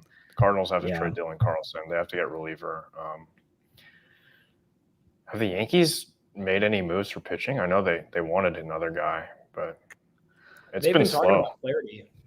I think I'm gonna go Jack goes to like the Yankees or another team like that. But I'm still gonna say Garrett Crochet to the Dodgers. Oh, wait, Tyler Anderson is still out there. Like there's all these guys that are still out there. The Tyler Anderson sweepstakes. Where is he going? Like the Angels haven't done anything. Like people are saying that. It's like, what are they doing? Like they have Taylor Ward's supposed to be traded, Renjifo's supposed to be traded. Here's what they're doing. They're on the phone with the Cardinals right now, and they're like, hey, so we are talking about Dylan Carlson for Garcia, but like, what if we talked about Jordan Walker for Tyler Anderson? Like, how do we feel about that? And they won't stop talking about it. And Mo's like, shut up. Mo's like, he's going to be a national if you don't stop. Remember when they went all in for Lucas Giolito and like Randall Grichuk and like these last year. Didn't pan out. Yeah, I know. It's like, imagine if they did that again. No, like, it'd be hilarious. Gosh, if they bought. I did just have a nightmare scenario in my head. Oh gosh, what if? I mean, the Cardinals. I feel like the Angels gave up real stuff to make that happen, though. But what if the Cardinals did just go all in at this deadline, and then they fall out of the race? Horrible. That would be horrible. So I mean, I don't think it's gonna happen. If Goldie and Arenado keep playing bad, it could bottom out quickly. But yeah, here let's talk about predictions about where guys are going, and then while we're waiting for stuff being talked about the state of the National League. So like I'm gonna say Jack goes to like an AL contender. Speaking of predictions, okay. Did I get a bold prediction right, guys? Okay, and we'll let the chat give some feedback. Do you guys believe? Because here, you tell them what the bold prediction was, and they can tell us. The bold prediction was the Cardinals make a splash at the trade deadline. And the picture next to it, because each little like graphic that we made has like a little icon next to it that's like, oh, this player is going to do this or do that. Since mine was like an overarching team-wide prediction, my splash was Dylan Cease because he was available like when we made those predictions. Dylan Cease has like 2.8 WAR, I think, on the season, and Erick Fedde has like 4.6 or something like that. Okay. I feel like that's a splash. Right? Bang three. Like he has the second most WAR in the American League. Okay, so but Andrew didn't say a bold move. He said a splash. So does Erick Fedde count as a splash? Do we? I guess basically, I think the question is, do we think it counts as a splash because of the state of this market, or do we think it's not a splash because Erick Fedde just isn't a splash? I don't know. This is hard. He would lead the team in WAR if he was on this team the whole time. He would lead the team All in right, WAR. I'm Alex pleading and my you, case. Alex and you, Mama say it's a splash. I think Okay. Kareem's saying no. Kareem says no. Well, he's saying it's not a bold prediction. I didn't say they were getting Fedde. I just said they would make a splash. I'll say it's a splash. I don't care. Fine, you can have it. You can have a bold prediction. I mean, Josh, one of his bold predictions was they finished top 10 in ERA plus in the bullpen, which is like they have a 1 in 3 chance of doing that if you just like randomly do it. Okay, but like if I made that prediction about the White Sox bullpen, you can't just be like, "Oh, they had a 1 in 3 chance." Good. Our bullpen was good. But okay, yeah, but last year it wasn't, and they added like no one knew Ryan Fernandez was going to be this good. You thought Keenan Middleton could be. Well, now they have like a top 5 bullpen in ERA plus. Hey, that's fair. Okay, it wasn't maybe the boldest prediction in the world. Yes, you're right. We'll give you. Okay. I'll give you your bold prediction. We'll give you your bold prediction. There we go. And do I have to stick with Tommy? Your quarrel with me is about if my prediction should have been counted as a prediction. Your quarrel is, does this move fit your prediction? It's different. Yeah, it's different. But we give it to you. But I do think we're getting questions now. Stick with Tommy Edman. Oh, guys, JJ's at the plate. Yeah, JJ's at the plate. Okay, Kareem, keep us updated. While we're talking about. Kareem's going to keep us updated. We'll go in, but we do have questions coming in. I think it's an important topic to talk about. And I also want, again, if you're in the chat, like the stream, it helps us out a ton. Subscribe. But let us know in the comments, do you think this team is making the playoffs? I do. No. Frankly. Let's just go around the horn and then let's process it. So Andrew says the Cardinals are not making the playoffs. Yes. If I speak, I'm in big trouble, and I don't want to be in big trouble. So okay, so if you're listening, you don't know this. Andrew just consistently the opposite of what he says happens. So all the time. That's why he's maybe being a little pessimistic here. Sandy, do you think this? I got a bold prediction right finally. True, you did, and an actual good bold prediction. Other than like the Cardinals are going to extend Miles Michaelis, and we're all. You know what? Yeah. At least I was right. At least I was right. I think they're going to make the playoffs, but that's the optimist Cardinals fan in me speaking. It's hard to like definitively say they deserve to make the playoffs compared to some of these other teams. Ooh, does JJ have the green light? 3-0 count, his first professional bat. I hope so. Can I let me pull this up. I want to give you guys some stats because I feel like we are there's this like overall feeling that they're playing so bad right now.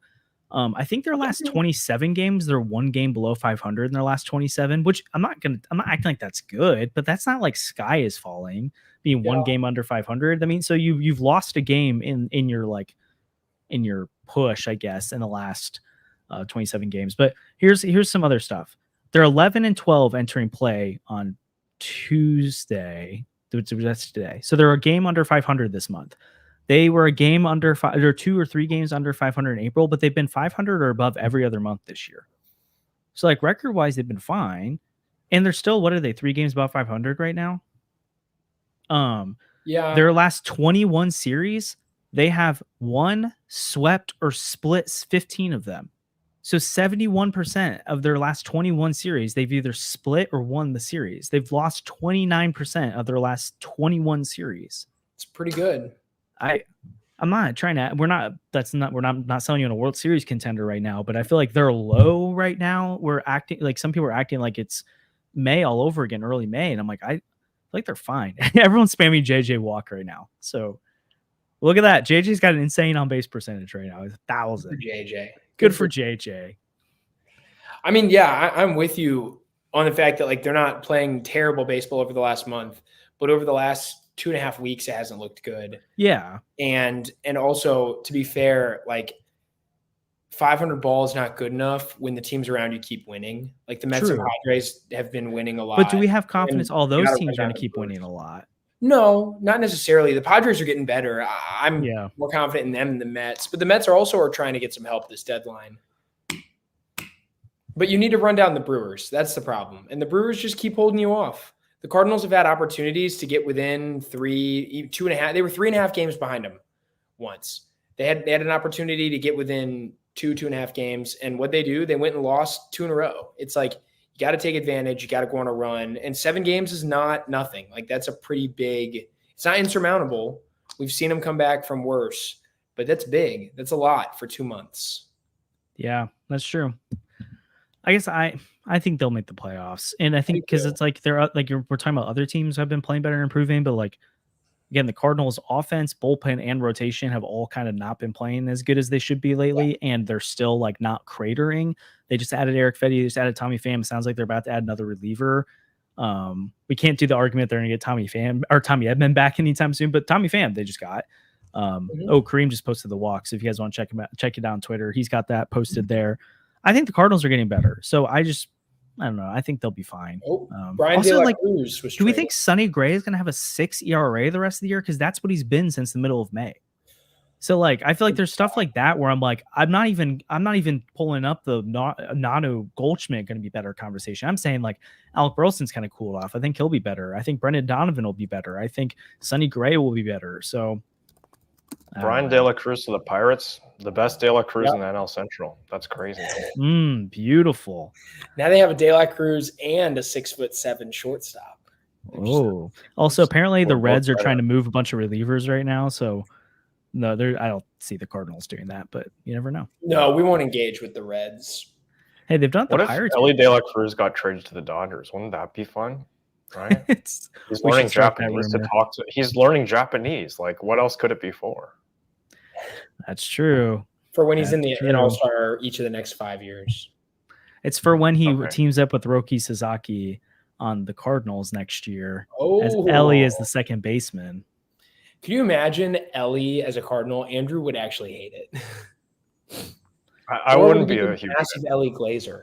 Yeah. No, hey, this is a good comment. I don't think I could do that. Oh gosh, this is a good comment from Adam on our thing. He said it's bad games that stick in people's minds. Just keep the talk of why bother. We'll be out early anyways alive. I personally would rather see them in and lose than full sellers. I think I feel that way too. Like it's just kind of, especially 2 straight years where the whole second half doesn't matter. And none of the moves they've made right now are going to hurt them for 2025, 2026. So I think that would be a different conversation if you were trading away Tink Hence and stuff and not making the playoffs. That'd be a big issue, but I don't know. But if they do make it though, can they do anything? I think they can. It's just unlikely. Yeah. Like, I mean, we saw Jose Quintana and Miles Michaelis go toe-to-toe with Zach Wheeler and Aaron Nola before. So, like, I kind of feel fine about Sonny Gray and Erick Fedde doing that, if I'm being honest. And I feel way better about this bullpen than I did that bullpen. It's the lineup that's the issue, which we keep saying over and over again. But it's so bad. But they're not going to get a bat. Like, none of the bats are available. Yeah. Here, one thing, though, that oh, my gosh. Someone just posted struggling Cardinals need a bat, and it's it was Reek with the JJ Weatherholt taking a walk. Maybe you call up JJ. Do the Angels thing. But I do think, though, like I haven't looked at the numbers, so I probably should. But this weekend going into it, the Cardinals were a top 10 offense in all of baseball against right-handed pitching, which I don't think anyone would believe that, but it's true. Like they've had so much production from the left-handed bats and Wilson Contreras and all that, and they've just been 29th against lefties. And I just believe that they're going to be better against left-handed pitching. I think that would be a huge boost. Tommy Pham's going to do that. Again, if Nolan Arenado and Paul Goldschmidt continue to have better second halves. So, I don't know. Also, you don't face a lot of lefty starters in the postseason either. So, late games, that's an issue. But in general, in the postseason, left-handed, like Derek Gould's had some really good stuff on this, which he's based his work off some other people's work too, but left-handed hitters in the postseason since like 2020 or 2021 have not seen a decrease. Or maybe I did this. I might have. I can't remember. Anyways, they like right-handed hitters fall off in the postseason because you just keep facing all this elite right-handed pitching, but then left-handed bats remain pretty consistent. I think they get slightly better actually. So like that's something they've built, which I think is good. So time running out though. Are there any rumors about us making a last-minute trade? I think it's just Dylan Carlson still. We're just waiting for Dylan Carlson news. Yeah. Once that happens, that's all. There's no Rooker. I wonder if Rooker even gets moved at this point. I thought I saw that they didn't think he would be, but it's crazy. Yeah. If you're the A's, why are you not trying to move some of these guys? Yeah. I mean, I think the only big thing that could potentially happen, and I think it's a super small chance, is Pete Fairbanks, because they've talked. Again, it was Derek Gould who put out that when he's asked, they had interest. It seemed like a small chance, but there was a chance, in that there's no one that told him it wasn't happening. So, or that it couldn't happen. So I do wonder, like Kareem just brought up, why is it taking so long? I do wonder, like, I'm guessing that the Nationals and Angels are weighing whether or not they want Dylan Carlson or if someone else will pay them something different they'd rather have. Yeah. I don't really think it's the Cardinals bartering at this point, unless they want more than Dylan Carlson, which that could be true.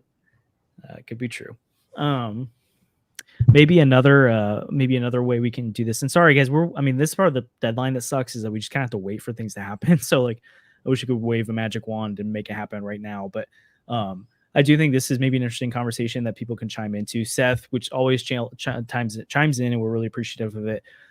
After the supposed DeWitt comments, any concerns on how owners could affect the Chaim Bloom Pobo era? Sandy, are you at all concerned about Chaim Bloom as the president of baseball operations based on how ownership handles things? I don't know. I think it's hard to walk into this organization because ownership literally never stops reminding us that they don't want to pay any money. I mean, how many times in the last year has DeWitt come out and publicly said something along the lines of, we are not capable of taking on more money. We don't want to take on more money. I mean, it really is all the time. And it's annoying. Yeah. I think if you're the Pobo, you have to be ready to just like take the fire and the heat for that, because the fans blame you often. Like Mo gets blamed for things that are DeWitt's fault. It's hard to come in here, especially after being in Boston, where you've got the money to go out sometimes and make a big deal and know here that you're probably never going to sign someone to a $100 million contract. That definitely has to suck. But also he kind of ran Boston like a small market team because Henry didn't let him spend much either, kind of put a leash on him. So maybe he's used to it, you know? Yeah. And in some ways it's like, will they take advantage of the fact that Bloom is so good at some of that stuff that they're like, oh, we don't need to spend? I do think a difference between how Boston's been run and how the Cardinals have been run is like, obviously Boston historically, at least in the 2000s, has been a big spender, but they've also been like the most bipolar organization I've ever seen, where it's like they go all in and then they're like 2 years later, they win the World Series. 2 years later, they have the worst record in baseball. They sell everyone off, they retool for a year, and then they get back in World Series contention again. And they just like can never choose what direction they're going in. And they had Dave Dombrowski for a little bit, who's a super aggressive guy, but then they kind of went all in the Chaim Bloom direction of things. And now they've kind of flipped toward, Breslow, I think Craig Breslow is their guy now. I just think they're like weirdly run and weird ownership, when like something that we know about the Cardinals is they're pretty stable. Like, I don't think the DeWitts are ever going to throw you, like they might put Sandy to sleep potentially, but, they're never going to like, I don't think they're ever going to go out and be like, hey, they want to keep big players around. Like they have signed, like someone put up Wainwright, like they have re-signed their stars, Wainwright, Yachty. Like the only one they didn't do is Albert, and that was just an insane deal. It's a good move. They went and got Paul Goldschmidt, Nolan Arenado, and inherited those contracts. Obviously, the Nolan one's being paid down some, so they got creative with it. But like, I don't think they would come in and make him trade a guy. I mean, they might do that with Nato, but Nato's a very different situation than Mookie Betts. Like, 100%. Nato, you're trying to get off money. Yeah. Betts, you're like, I just don't want to pay this superstar. I don't think the DeWitts would ever do that to him. So I think there'll be some things that we get really frustrated at Bloom about because of ownership, and it's not really his fault, but it's an ownership call. Yeah. But I do think, like, if this is like, we can't, I mean, you can pick at the stands and not show up to games and hope the DeWitts sell. But if the DeWitts are ownership, then we kind of want to hope for a guy that knows how to work on a budget, right? Like, I think you kind of do need to, like, the Bloom's kind of guy who knows how to work the edges. Now, I think my hope is that you, like, what should, and why I thought he was going to do so good in Boston is hopefully they let him spend and do the shrewd move. So it's like, hey, go out and spend for this big name, but also know that you're going to hit big with the diamonds in the rough, because that's why the Dodgers are so stinking good. Like, no one's going to spend like them, but they do both. They can transform Michael Kopech from a failed prospect into an elite reliever at some point, and they go out and they sign Shohei Ohtani. Like, so, like, can they be the Midwest version of that, where it's like, hey, they go out and sign, I don't know, every once in a while they do the Yamamoto, or they do Corbin Burns. Like, they do some big stuff like that every once in a while, but they also do the smaller moves that make sense. I don't know. Andrew, are you concerned at all about how the DeWitts are going to handle this new regime? I mean, I'm always concerned with the DeWitts. That's why they're always in like D tier when we do our grade. But yeah, I don't know. I feel like Chaim Bloom might be a little bit less restricted in St. Louis than he was in Boston. I'm not as familiar with Boston. I know there's some other podcasts that are like really angry with Chaim Bloom and they really don't like him. And it's like, I don't know. Sure, we're going to become florists once that happens. But yeah, I think I'm excited for Chaim Bloom. I think it'll be good. But yeah, I don't know. I want a trade to happen. And people are saying the tarp is on the field and Sandy's gone. Where did he go? Okay. I was going to ask him if it's raining in St. Louis, but whatever. Yeah, I'm seeing tarp on the field right now, so we might have a little bit of time before the game starts, unfortunately. But yeah, we'll see what happens to the Carlson trade. Feels like it's going to come up right to the wire, unfortunately, but it's kind of where we're at right now. I did just see that. Also, if you guys have questions, come on, let them on through. Again, super chats are helpful because we just see those first. About trying to scroll through here and see if there's topics you guys want us to hit on as we're waiting for a move to be made. But there was one that was just a comment that was made that I felt like was important or was a good thing. Oh, sorry, I saw from Tommy Pham's post or pregame stuff, which I think is kind of interesting. Because there's probably some of you in the chat that don't enjoy the Tommy Pham being brought in and kind of worry about his presence in the clubhouse and stuff. But he kind of made the point that the fact that so many Cardinals pushed for him to be traded for, like people came to Ollie, people came to Mo to say, hey, we want Tommy Pham on this team, shows that like the perception about him on social media is not correct. And I think Tommy Pham's the kind of guy who's going to make some enemies along the way, or I don't think he's going to be a guy that is always loved by everyone, but it doesn't mean he's an automatic clubhouse cancer either. So yeah, I don't know. Do you have any concerns, Andrew, about how Tommy Pham is going to impact the clubhouse, or do you think it's mostly a net positive? Well, he tried to fight the Brewers, so he's on my good side. So I think that worked. Yeah, no, I feel like if the clubhouse, I feel like has been pretty consistent with wanting good culture guys, and it seems like a lot of the players wanted him in, and Matt Carpenter, Arenado were kind of pulling for the team to sign him in spring training. So I think it makes sense. I don't think he's in the lineup today, which is fair considering they're facing a lefty or a righty, but they're facing lefty tomorrow, so he should be there. He did try to fight William Contreras though, so I don't know how Wilson Contreras feels about that. Maybe they can bring in another starter who only has like 30 minutes left to get traded, who also wants to fight Wilson Contreras. Maybe. I don't know. Yeah. The Marlins have traded 1, 2, 3, 4, 5, 6, 7, 8 people in the last 5 days.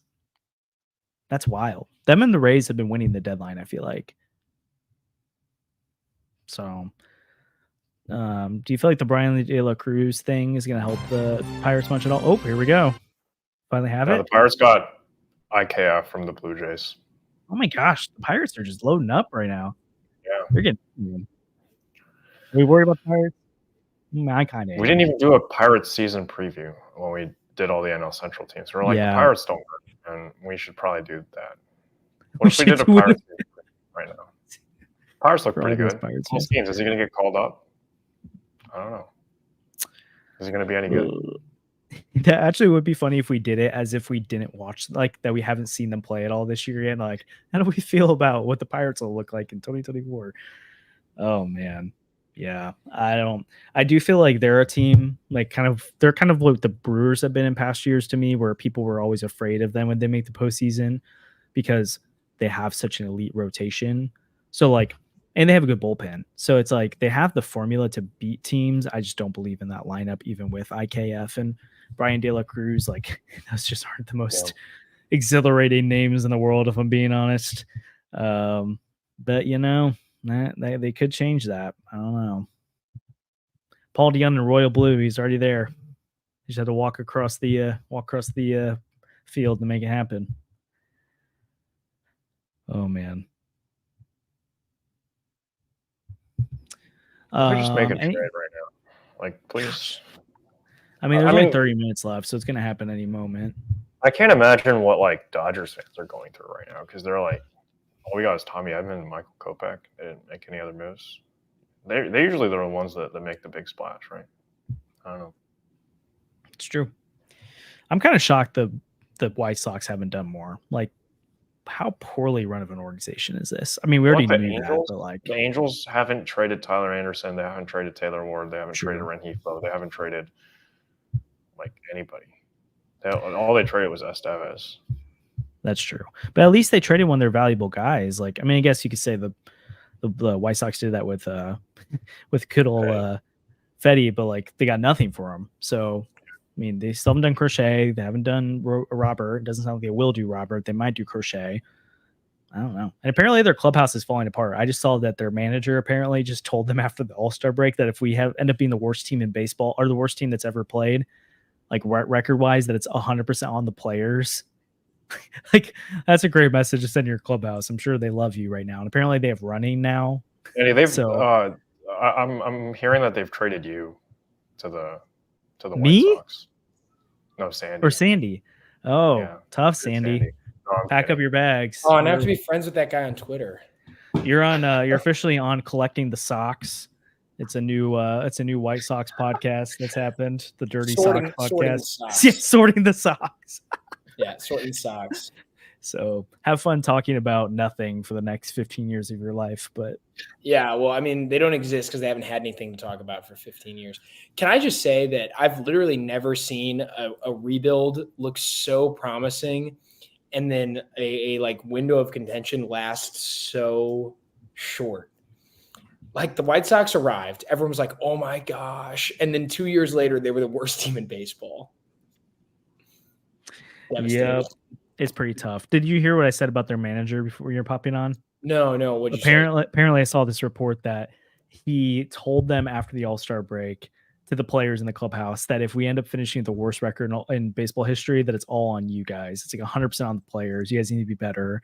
And that apparently they've started doing running drills during warm-ups and stuff. Like they have to like laps or whatever and like weird stuff. I'm like, oh my gosh, this is like a high school baseball team now. Like, I mean, to be fair, if you're the manager, like, what do you say? Yeah, I don't know. Because you're talking to guys who are professional athletes who are being paid to play baseball, and they're being paid lots of money to get smacked every day. Yeah. They can sign me as a two-way player. I'll play for them. I'll take that. I'll do the. Oh, we should. Yeah, we could. I bet they get more people show up to a game if they just brought on a bunch of content creators to play a game. Yeah. Make me, your reliever for the day, and I'll throw meatballs. We'll see if maybe we can get like Jeff to go play with us too or something. I don't know. Brendan. We'll send. The Cardinals don't play the White Sox again this year. Dang. Maybe next year we just send and to give the White Sox a fighting chance. 2 out of 3 from the Cardinals, by the way. Can I just? True. That's true. It's true. We're like 10% of their wins, which. That's tough. Yeah, that is tough. Oh man. Well, sorry guys that we're still refreshing and waiting to see what deals. I think there's going to be one bigger move, not for the Cardinals, but for someone. I do think the Carlson thing happened. I think there has to be like Crochet. If they don't trade Crochet, that's. I mean, sometimes like didn't the Jordan Montgomery move come like 10 minutes after the deadline because like. Yeah, it has to process. Yeah. Also, if you're watching now, again, like the stream, it's super helpful. We've had a huge support tonight, so we really or this afternoon, so it's been a fun time. Really appreciate it. So liking the stream, subscribing if this is your first time, even sharing it to people. Maybe I know we're waiting for the last 30 minutes, but if you know Cardinal fans who potentially want to watch this, that's fun too. Also, again, in the QR code in the top corner or also in the description, Sandy already talked about one of our sponsors today that's doing some really cool stuff with trying to transform healthcare, honestly, but they just need more participants for their study and get a $15 gift card out of it too. It's really easy. So if you want to scan that and schedule it and see more information about that, do that as well. Again, 314 Sports Cards and Collectibles, please check them out. I know some of you have already done that. And so let them know that we've sent you, and same with this promo as well. And then again, SeatGeek, if you're going to go to a Cardinal game this year or a concert or anything like that, you can get $50 off with your code Newt News on SeatGeek. So yeah, we're kind of waiting things out. I love how all of us on Twitter in the chat, it's like Trey Carlson, like, do it already. We know what's going to happen. Can you imagine if it doesn't happen? Is that a bad miss? Gosh, Like, mean- what? Why would you not trade him? Well, I think- maybe what if it just didn't come together? Like, what if they just ran up against the time limit and Mo's like, well, Then I would That's spill all true. his water over the floor, and I would be sad. let's answer some questions here, okay? If they don't trade Carlson, first off, what do you give the deadline grade? I mean, it depends if they could do something else and get a reliever. If they can get a reliever, I give it for sure an A. Again, based on what's been available too. If they don't get a reliever, I think maybe I give it a B plus, because it feels like the reliever is so. Well, I shouldn't say it's easy to do. The market's been tough, so I've seen some B minuses, A minuses. Andrew, what would you give it if they don't get I like a reliever? B. I don't know. It depends on. I guess we'll have to see what other contenders do. The Pirates are doing a lot, but it seems like a lot of marginal ads. Like IKF doesn't seem like a huge offensive ad for me. Brian De La Cruz. Yeah, The BDLC. best De La Cruz, but he's like okay, like he's not great. Best De La Cruz, but he's mid. But Yeah, he's a mid. I don't know. Okay, some B pluses in there. It's funny. The Cubs were supposed to be sellers, but they haven't sold anybody. Are they going for it? Like, what are they doing? I don't know. If they got Bellinger for like, is Bellinger going anywhere? Is Tyone going anywhere? I don't know. Tyone moving would be nice. Yeah. Yeah. Oh man. I'm just gonna keep trying to refresh Twitter to see if we can get anything from it. Oh man. There's only 20 minutes left. Like, This is one of the worst deadlines in the like recent memory. this There's deadline nothing happening. Well, I'm glad that people are in here watching with us. They can experience this slow deadline with us. This deadline's literally putting me to sleep. Okay. Sorry, guys. Oh, here's something I'm interested about, because I've seen some people, like even our writers chat, be like, why aren't the Cardinals doing things like 3 days ago? And they're mad that a trade hadn't happened yet. But now we're kind of mad that nothing's happening now. Would you rather have had Erick Fedde trade happen right now? Yeah, it would have been Or, fun. I mean, like for fun, but like, I don't know. I'd rather get him earlier. Yeah, I like getting it earlier. So like, I'd rather get him in the organization. But We haven't had like I haven't had to like react to anything that like I care about. It's like, oh, Yeah. the Padres got a closer. Like, oh, well, whatever. I don't. I Yeah. mean, like, it kind of affects us. It kind of doesn't. Like, if the Cubs start selling off, if Bellinger goes and Tyone goes and like all those people go, then sure, yeah, let's get excited. But yeah, Cody's right. Nothing. That 2022 deadline was like, just it was gassed with the Soto stuff the whole time, and then they pulled last out the year was Montgomery pretty deal last minute. Was Last Glass year not was traded that? Oh, they say Glass now. I was like, I think it was traded earlier than that. Last year. no, was last year. fun. That's true, but it's fun when you're buying. Like more fun to me. Last year was fun though. The Cardinals made a number of moves, lots of guys coming in and out, and it was a good deadline. It was like the one time we were like talking and like kind of excited on here, like the entire year. Yeah, we're like, oh, we got good prospects. Josh I wasn't wasn't even here with yet. us. Yeah. Did I think when had I come? I think I'd come on the podcast before the deadline at one point. Yeah. Yeah, oh, for sure. There's this infamous text where Andrew calls me like, I can't remember what you No, called me. it wasn't me. Oh, wasn't me. Hey, Sandy? I don't want to talk about this. Oh, I thought it was Andrew. What? No. What was I, like mid? It's like No. a lower tier. You were a Lower lower tier. tier target. Like someone was Yeah. like, we could totally get this guy to come on and hang out with us. Which, to be fair, like considering you guys were getting people like Katie Wu on and Jeff Jones, I was indeed a lower tier target. But it's just funny to see that now. Josh is S tier. Thank you. Oh yeah. Maybe like again, we got people in here, so I'm trying to figure out things fun to talk about. Do you guys have any guests that you want us to get back on here? So get on or get back on here soon. Because we haven't done a lot of guests recently. We do have Bernie, Nicholas tomorrow.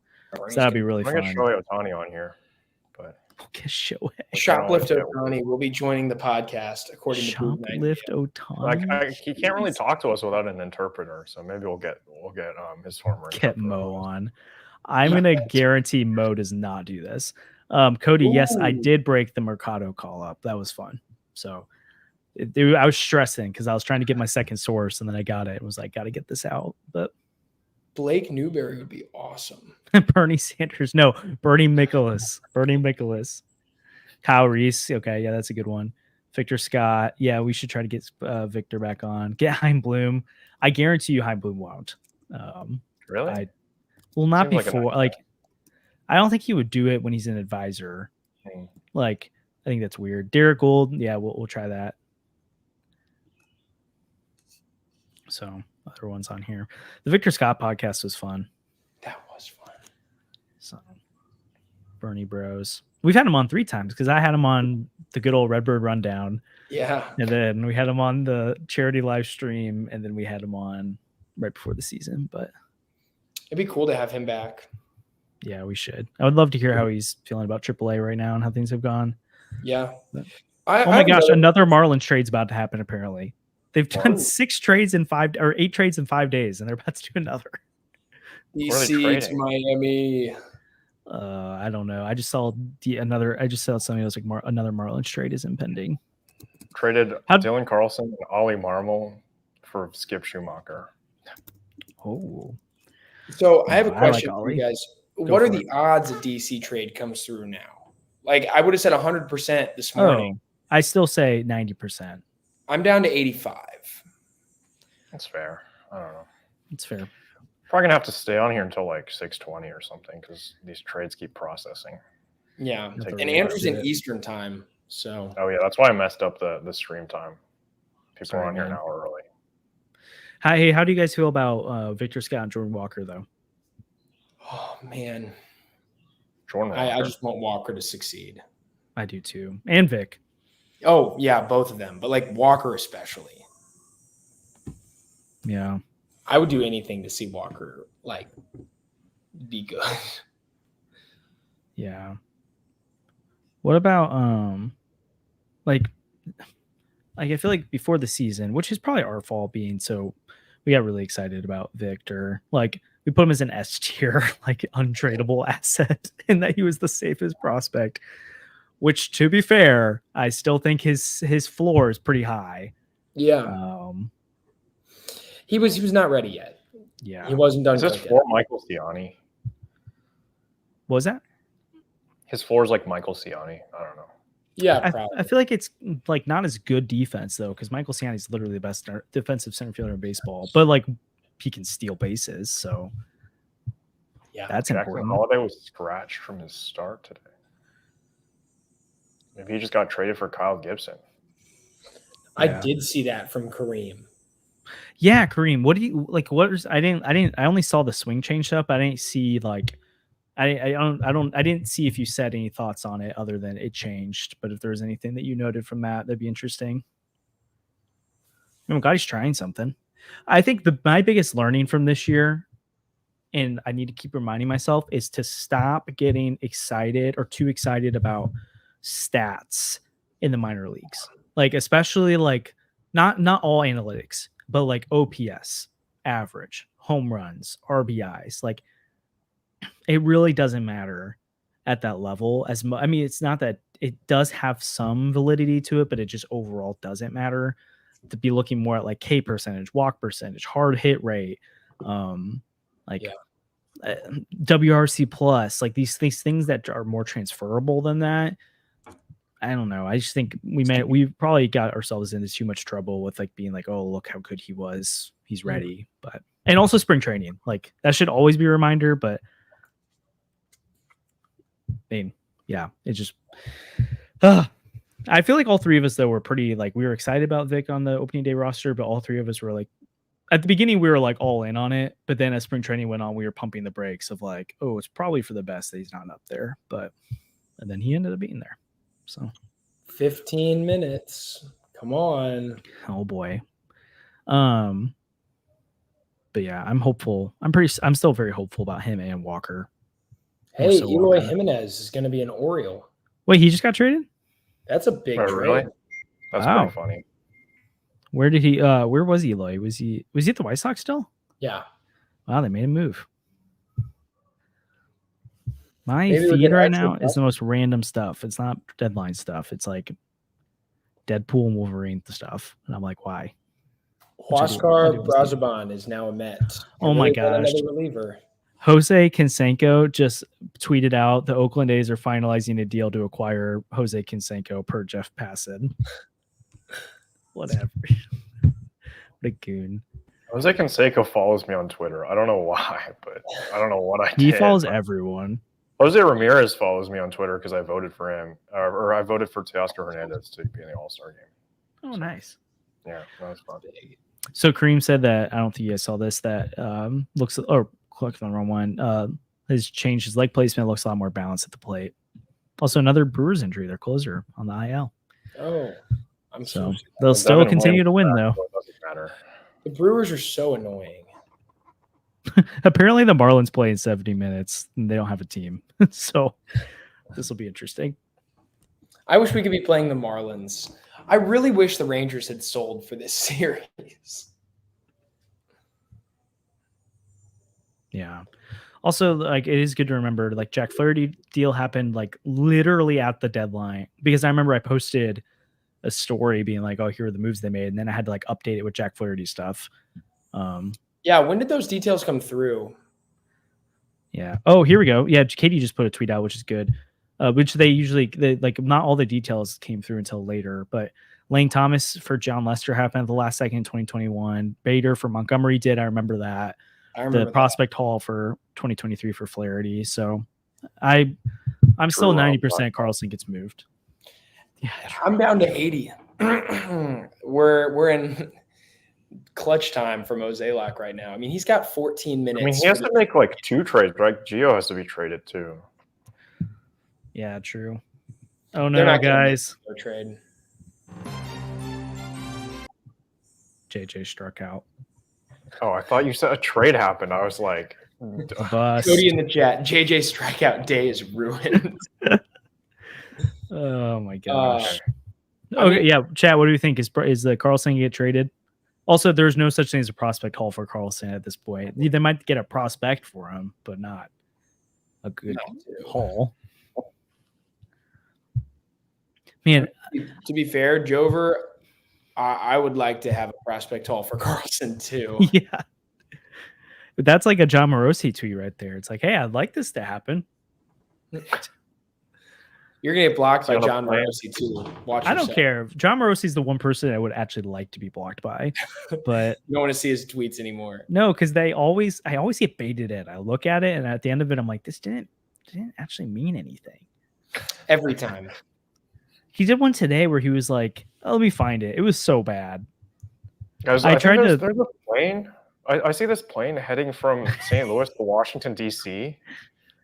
Do you think Dylan Carlson is on that plane? Could Jordan Walker be on that plane? Cody, I'm blocked by John Heyman too, and it's annoying because I don't know what I did. I did not like come at him. Probably made too many Arson Judge jokes. I made a joke about myself where I was like, because someone made fun of me for misspelling something, and I said I have no room to talk. Or no, someone made fun of John Heyman, and I said I have no room to talk because I misspelled too, and then he blocked me. Like, it was defending you. Maybe he didn't want to be reminded of his failures. Tanner Banks just went to the Phillies, it looks like, or Orioles. Anyway, or Phillies from the White Sox.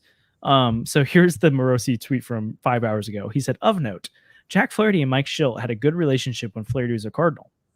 Schilt's Padres are also looking for a starter. Flaherty is available. And then the eye emoji.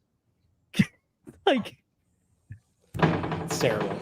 Great. Like, if one of us do that, that makes sense because we're just like being like, oh, that could make sense. It's like when we're just guys throwing stuff around. Don't, as the MLB Network reporter, do that stuff like that. But whatever. The Cardinals are looking for a reliever. You know who else is a reliever?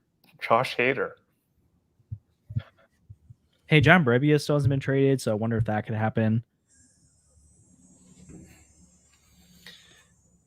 Thanks to everyone who's staying in here, waiting for Dylan Carlson to be traded, because this is so boring right now. Sorry, guys.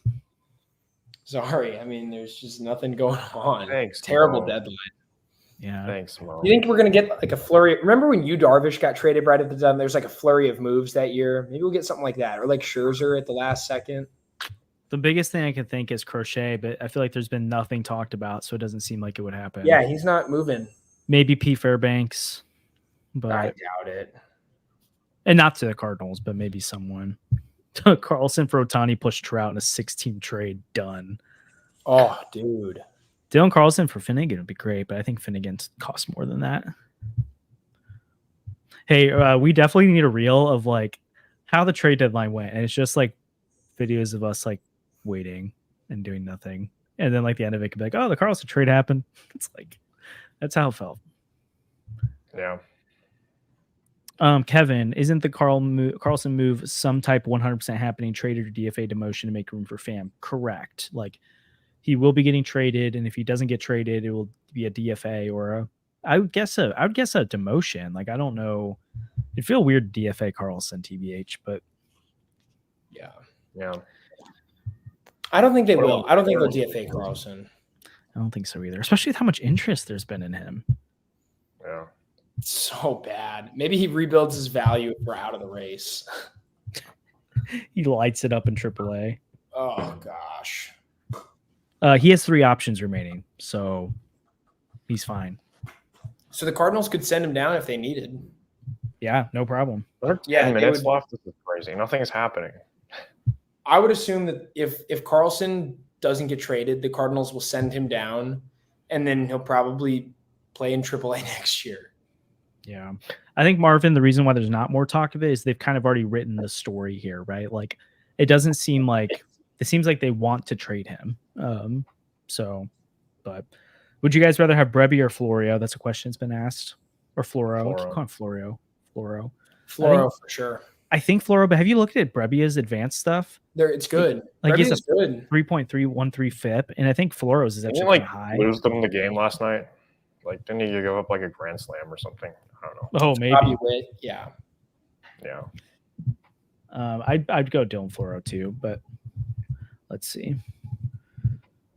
Is the lineup even out? The lineup's not going to be out, right? It can't because they have to they need to make the roster move to get Pham on there. Oh, so they they can't do do have that. to trade So they have to trade him, DFA him. Well, actually, they have to clear your roster spot. Yeah. So if they demote him, they have to DFA someone else. Oh boy, this is getting. I still think it's going to happen, but oh man, I feel bad though if you guys have been watching this whole time and literally nothing happened. But Ben Verlander says if the Tigers seriously don't trade Jack Flaherty in this insane sellers market, then I honestly don't know what to say. Yeah. Oh yeah, the Jack Flaherty. He hasn't been moved. This is terrible. There's 8 minutes. Oh gosh. Also, yeah, Kevin, you're correct. That did they make room for Fedde yet? Do they have to? Oh, they don't. Well, thanks, guys. It has been fun. I've enjoyed hanging out with you guys on this, but we got some good chats in there. All right, Josh, where are you now on a Carlson trade? 80%. I don't think this really changes it. I feel like it's going to happen in the last minutes of the Yeah, I think so too. I think this does change it. Like you really are running up against the clock, and it feels like these other teams are probably all like Angels haven't done anything. They traded Estevez like 3 days ago, and that's it. Like they haven't done anything. Like there's these teams that have to do stuff that haven't done anything. I mean, I think the Angels have Angels to dump Anderson. Garcia doesn't move. Like I think these teams have guys that need to get moved. The Nationals should be trading Finnegan. Well, here's something that could literally what could be happening is Mo knows this, and it's like all these names still haven't been moved, and it's like, hey, in the next 8 minutes, do we just move them for what we can get? And so maybe that's what they're doing here. Is it's like, hey, maybe they're playing hardball and they're like, we're not going to add a prospect in. It's Carlson for this, and they're like, they've been asking for whoever this whole time, and it's going to happen. I don't know. I'm just trying to throw some guesses. Ryan Graber, imagine being Carlson and he's like, trade me, and then gets sent to AAA. That would be tough. Like I'm sure he'd much prefer to trade. Garrett Crochet is not being traded, sources tell The Athletic. Wow. So that's fun. There goes the chances of Fedde being one of the best guys moved. He's right up there now. Dylan Carlson will not be traded. He will be staying put. Carlson's staying put. Yes. I just saw a tweet. Now batting for the Chicago White Sox, and it's Joe Random. What a throwback! What are we doing? Oh man, yeah. What a front office. Dodgers just got Kevin Kiermaier from the Blue Jays. So wow! Shout out to Sandy. Huge move. Kevin Kiermaier. Why are they got Edman and then they got like Ahmed Rosario, now Kiermaier. Like, why do they need all these guys? I guess better than whoever they got right now. But like, yeah, it's weird. Are they going to DFA Chris Taylor? It's a good question. I feel like he's got another year left, though, right? Yeah, but he's been horrible. Yeah, and it's the Dodgers. They can eat money if they need to. Oh man, Ryan Yarbrough is going to the Blue Jays in that deal. Oh, interesting. Very interesting.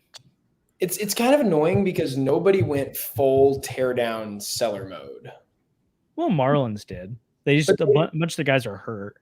Jazz was traded, but it's not like they even thought about trading Sandy Alcantara. They didn't think about. I know he's hurt and his value's probably low right now. Oh yeah, you wouldn't do that right now. Yeah, that's an off-season move, I guess. Or next season. Yeah.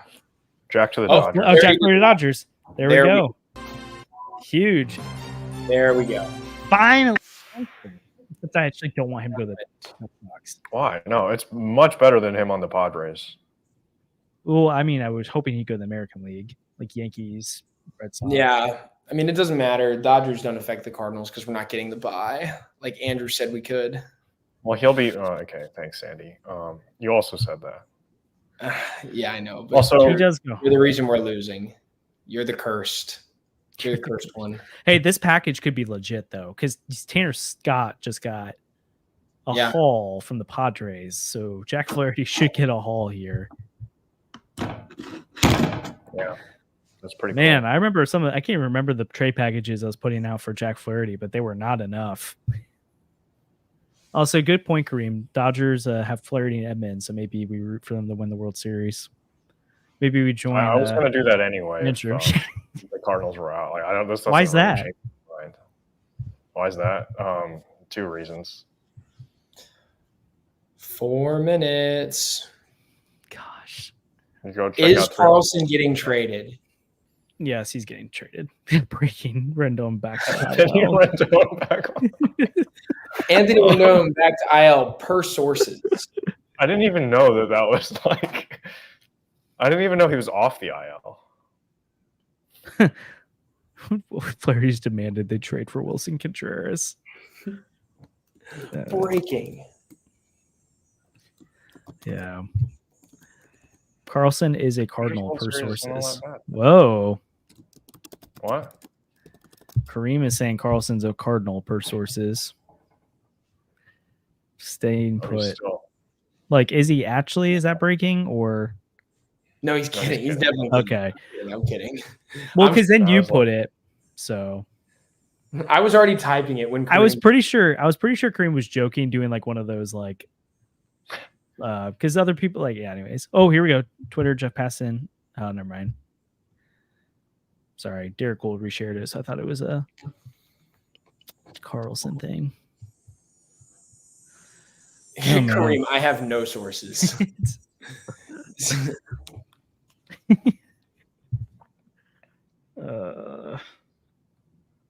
Gosh, I'm so sorry, everyone who's watching right now. This is so fun. We're just terrible.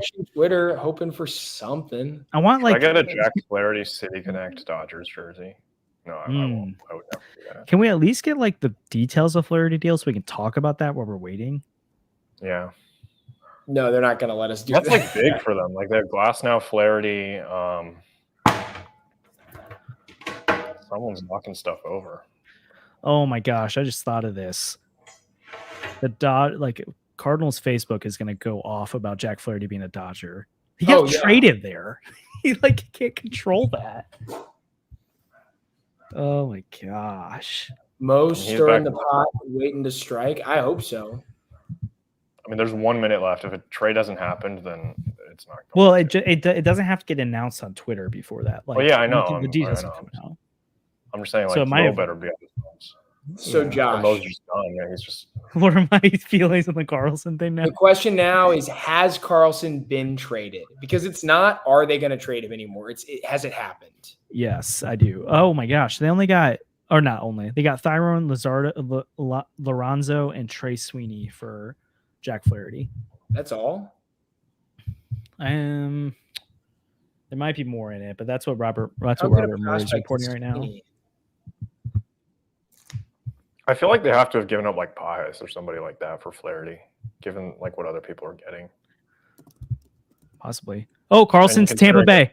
Carlson to Tampa Bay. For what?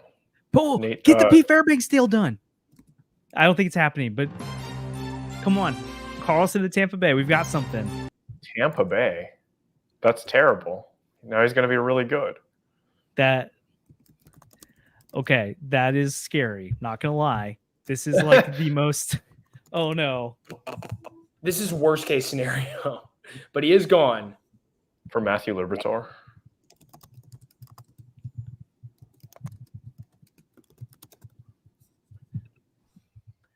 Who's Oh coming my back? gosh. Who's coming back? Oh my gosh, this could be so bad. Okay, if they packaged for Pete Fairbanks though, because it's not just Carlson, it'd have to be a lot more. That would be awesome. Unless we overpaid like crazy. I'm gonna guess Also- it's not Pete Fairbanks though, because the headliner right now everyone's saying is Carlson to the Rays. Yeah, Carlson for Tosh Bradley. Oh, that would be so good. Oh man. They have Palacios. Okay, they don't have Randy anymore, but they have Palacios and Carlson right now. What is with this? Shane Baz. Oh man. I wonder if it's Sean Armstrong. I wonder if it's cash. If it's cash. It could be just a random prospect for sure. It's a guy named Cash Considerations. It's a guy named Cash Been Consideration. traded a lot of times. So he's a Hey, pretty the cool Cardinals guy. just got that guy. In Sean Armstrong. Yeah, I knew it. There we go. All right, and that's the last move they make. It's over. Okay, Sean. Okay, I'm pretty sure Sean Armstrong's stats this year have not been good. But in general, he's a decent reliever, I believe. Like he's been one. Let's see. I think he's an expiring contract.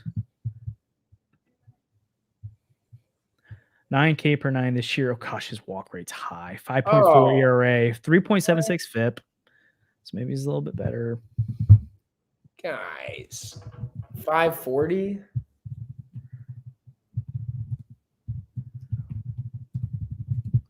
Oh no. This could be way worse than I thought it was going to be. Oh no. Hmm. Oh no. Chat, let us know what you're thinking. This could be bad. This is not exciting. Oh gosh, he's got an above average chase rate. Everything else is horrible right now though. Last year he had 1.38 ERA in 39 games. So Mo fleeced by Tampa at the buzzer. Maybe it was Mo who couldn't get anything to work for Carlson. no, this is so bad potentially. I thought we were going to get a reliever, and I really needed us to get a reliever. I got excited because I called it, but I'm not excited about Sean Armstrong himself. Yeah. Oh gosh. Yikes. see people in the What chat. a dud. I see people in the chat saying like they're just getting rid of DC, and that's true. He did have zero value, but like if a Floro deal was possible, and if Floro hasn't been traded, that's a bummer.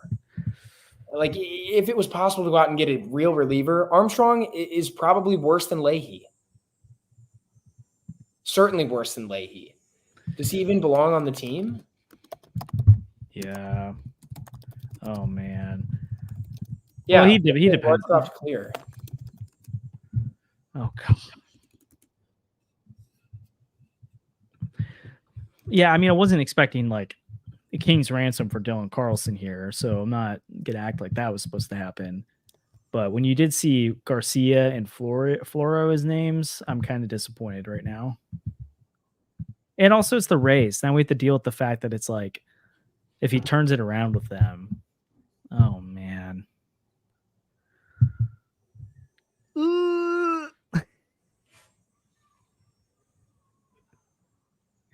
I don't know what to say, guys. Oh no. Wah, wah. We've been on here for 2 hours and this is what we get? You kidding me? I'm trying to see chat what you're thinking. It feels like mostly either like meh or bad. Some people are excited. Hey, Heim could fix him. That's true. Be nice. Well, that was anticlimactic. But I feel almost it would have been weirder, better if they didn't. No, I'm just kidding. They should have gotten. And real quick, we're 100% sure there's not another reliever coming in. Like, that's what we got. I'm pretty confident of that. Yeah. Oh man, it just sucks that like there was that small part of me that thought that Carlson could be, or that Fairbanks could be part of this. Like not for Carlson, but like they could have put in a lot more. Oh man, well, It's boring. It's lame. sucks. Like Evan in the chat, I see people saying like Carlson wasn't worth anything. What'd you expect? That's true, and we kind of knew that. But it felt like there was interest developing around him today. We're seeing all these teams linked to him. Clearly, he generated some amount of interest. And even if you had to package somebody to go get a Dylan Floro or a Luis Garcia, I would have rather done that. Like upgrade. The bullpen did not get better today. I'll say that. I would much rather have Leahy or Roycroft and Armstrong. I don't know about that. I think it's still it's an upgrade for the bullpen. It's just not at the certainty upgrade, you know? Yeah. He also has no control. And if you've been watching the games lately, you know that walks are a massive issue for the Cardinals over the last 2 weeks. It feels like the bullpen is walking guys left and right, and they're all coming around to score. And, you know, Yeah. Also, Katie Wu saying Palante is the odd man out. That sucks. Palante's pitched so well. There's no reason to axe him right now. I know that you can't do anybody else, but it's just frustrating. It's frustrating that we're going to pitch Lance Lynn, who's worse than Palante, because you can't put Lance Lynn in AAA and you can put Palante down. Yeah. I think it's fine, Armstrong. It's just not. I would rather have Floro or probably even maybe Brebbia. I'd rather have Brebbia. And then Brebbia didn't get traded. Like, yeah. Unless or I was gonna say the interesting. He is his strikeout. It's not like he's not an insane strikeout guy, but it's better than a lot of the Cardinals have. Like you're right about the walks, but like a lot of like they're one of the worst bullpens in baseball striking out opposing hitters. So you did get some swing and miss here. I mean, that's good. You got a good defense. 0 top 100 prospects got traded this deadline. Teams are prospect hoarding like crazy. Yeah, it is a little bit less than people typically think. Baseball America said there's an average of 3.5 top 100 prospects traded each year, but at the deadline or for the whole year? The deadline. Okay, yeah, that checks out. So I would have thought one would move, but Kareem is so right. Yeah, it's not fun, that's for sure. But we do appreciate people tuning in and hanging out with us. I don't know if there's any other thoughts. Maybe we give overall trade grades or deadline grades. Now we have that. That's so funny. Well, they can use them. They can trade him next year. But yeah, but he's so bad. Like they should capitalize on his value. Well, my guess is that people thought he was bad, you know. Okay. But maybe not. I mean, it's the Angels. The Rockies kept everyone. Yikes. Overall trade deadline grades. Chat, let us know what you're thinking. Andrew, what's your overall deadline grade? Like a B+. I feel like it's okay. You know, they did the bare minimum. I mean, they did more than the bare minimum. They could have gotten Cal Quantrill and Sean Armstrong, but like, yeah, I don't know. Marcana to the Giants. It's interesting. I don't know why. Luis Garcia to the Red Sox. Some last minute moves coming in. I think a B+ is about fair, but yeah, I think I'm leaning between B+ and A-. It's underwhelming for sure, but I don't think anyone really did anything that was like the Dodgers maybe got a little bit better with Flaherty, but like they're gonna get Yamamoto and all those guys back, and I don't know. Just lame. Yeah. I'll do a a B plus. The Cardinals technically got all three things they said they wanted to get, which helps. Fedde, it was a great move. I mean, they gave up no value. There's no prospects going in the Armstrong trade, right? No. We didn't trade a single prospect away outside of a teenager in the DSL. So, who's going to win a Cy Young award with the Dodgers? Because that's what they do. So if that happens in 10 years when he's up winning Cy Youngs, don't remind me that he used to be a Cardinal. Well, yeah, Yordan Alvarez used to be a Dodger, so it's true. They make mistakes too. I'm actually gonna go A here because if you told me this is what that they would give up nothing and get, or they'd give up just Tommy Edman and Dylan Carlson and they address all three of their needs, I would have been like, there's no way. And so I think they would have had to give up prospects and stuff. So I think I give it an A just because this is the market. What else could they have done? I mean, besides Benny doing a better reliever. Well, you could have put together a competitive package for Flaherty, and then you're like really become a top team in the National League, right? Like if you outbid the Dodgers for Flaherty, then like what else happens? So maybe I go like A minus then. Or like you could have put together a competitive package with Carlson for like Dylan Floro, and then maybe throw in like a Moises Gomez or somebody that like a throwaway guy, but like it adds a little bit of value to the package, right? Like I don't know if that's possible, but like also Mo just dug his own grave with Carlson. He traded him to like the one team that was like probably shouldn't trade outfielders with that team, but whatever. The Rays are just sitting here like any day now they'll give us Carlson for free. Man, yikes! So the chat though, I'm seeing a lot of B's. I'm seeing A minus in here, A minus, B, B minus A, A, B plus, B minus. So it's like there's no one who thinks it's been bad. No, because I don't think there was enough for it to be bad. The only way it could have been bad is if they either didn't do the stuff on their list or if they overpaid like crazy. And they stayed away from those things. Like that was how you were going to fail, and they just didn't do that. So that's good. Yeah. Tommy Pham is eligible to play tonight. So that is something if for the people who are asking in the chat. Man.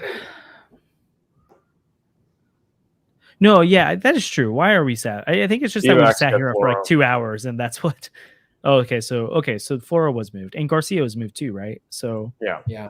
Okay, so that's what happened. The people were wondering what happened to Carlson. Is that it sounds like the Nationals, unless they preferred Armstrong, which I kind of doubt it. I'm guessing the D-backs and the Angels got better offers. Yeah, whatever. Which is okay. Would you rather have had thrown in a kicker? Which I guess we don't know what the kicker is, but like considering how much people are overpaying for relievers right now, throwing in a strong Let's say it's Nolan. Let's say it's Gordon Graceffo. Oh, I'm not doing that. No, I'd much rather just have Sean Armstrong. Let's say they get Floro or Garcia. I mean, Graceffo, does he have a real future in the rotation? Maybe not, but like maybe he's in the still bullpen, more valuable than like. I like knowing that I could just gotten Sean Armstrong without having to do that. I guess that's fair.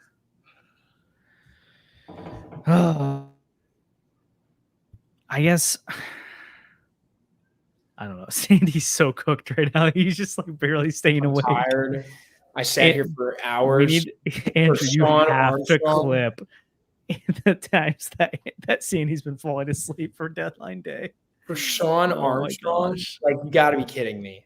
I was sitting here, I was hoping, I was waiting for Sean Armstrong. What? Yeah. I mean, it would have been more fun if we traded for Fedde today, but whatever. It is what it is. That's true. Yeah. This would be a lot different of a field today if it happened with Fedde. But I mean, I'll say this. If you stuck around here for this long to listen to us talk about Sean Armstrong, I think we deserve a subscribe because we were interesting in him.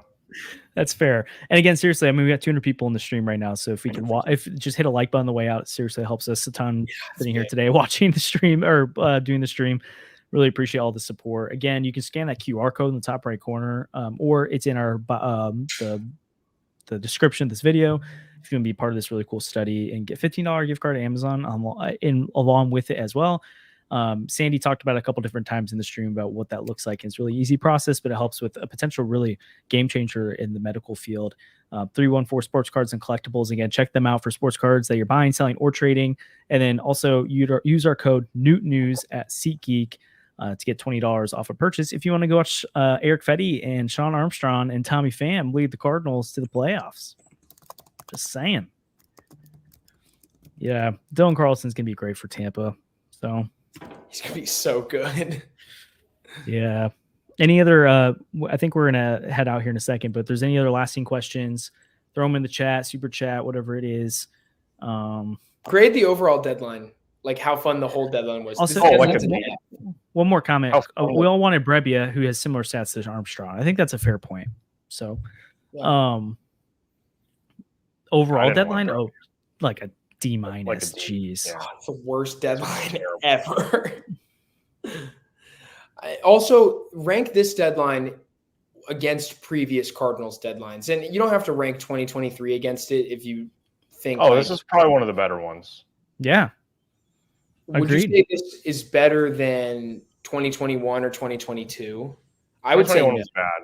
Oh, better than 2021. Yeah, I liked 2021. Lester, we had Hap and Lester, and we gave up Time out.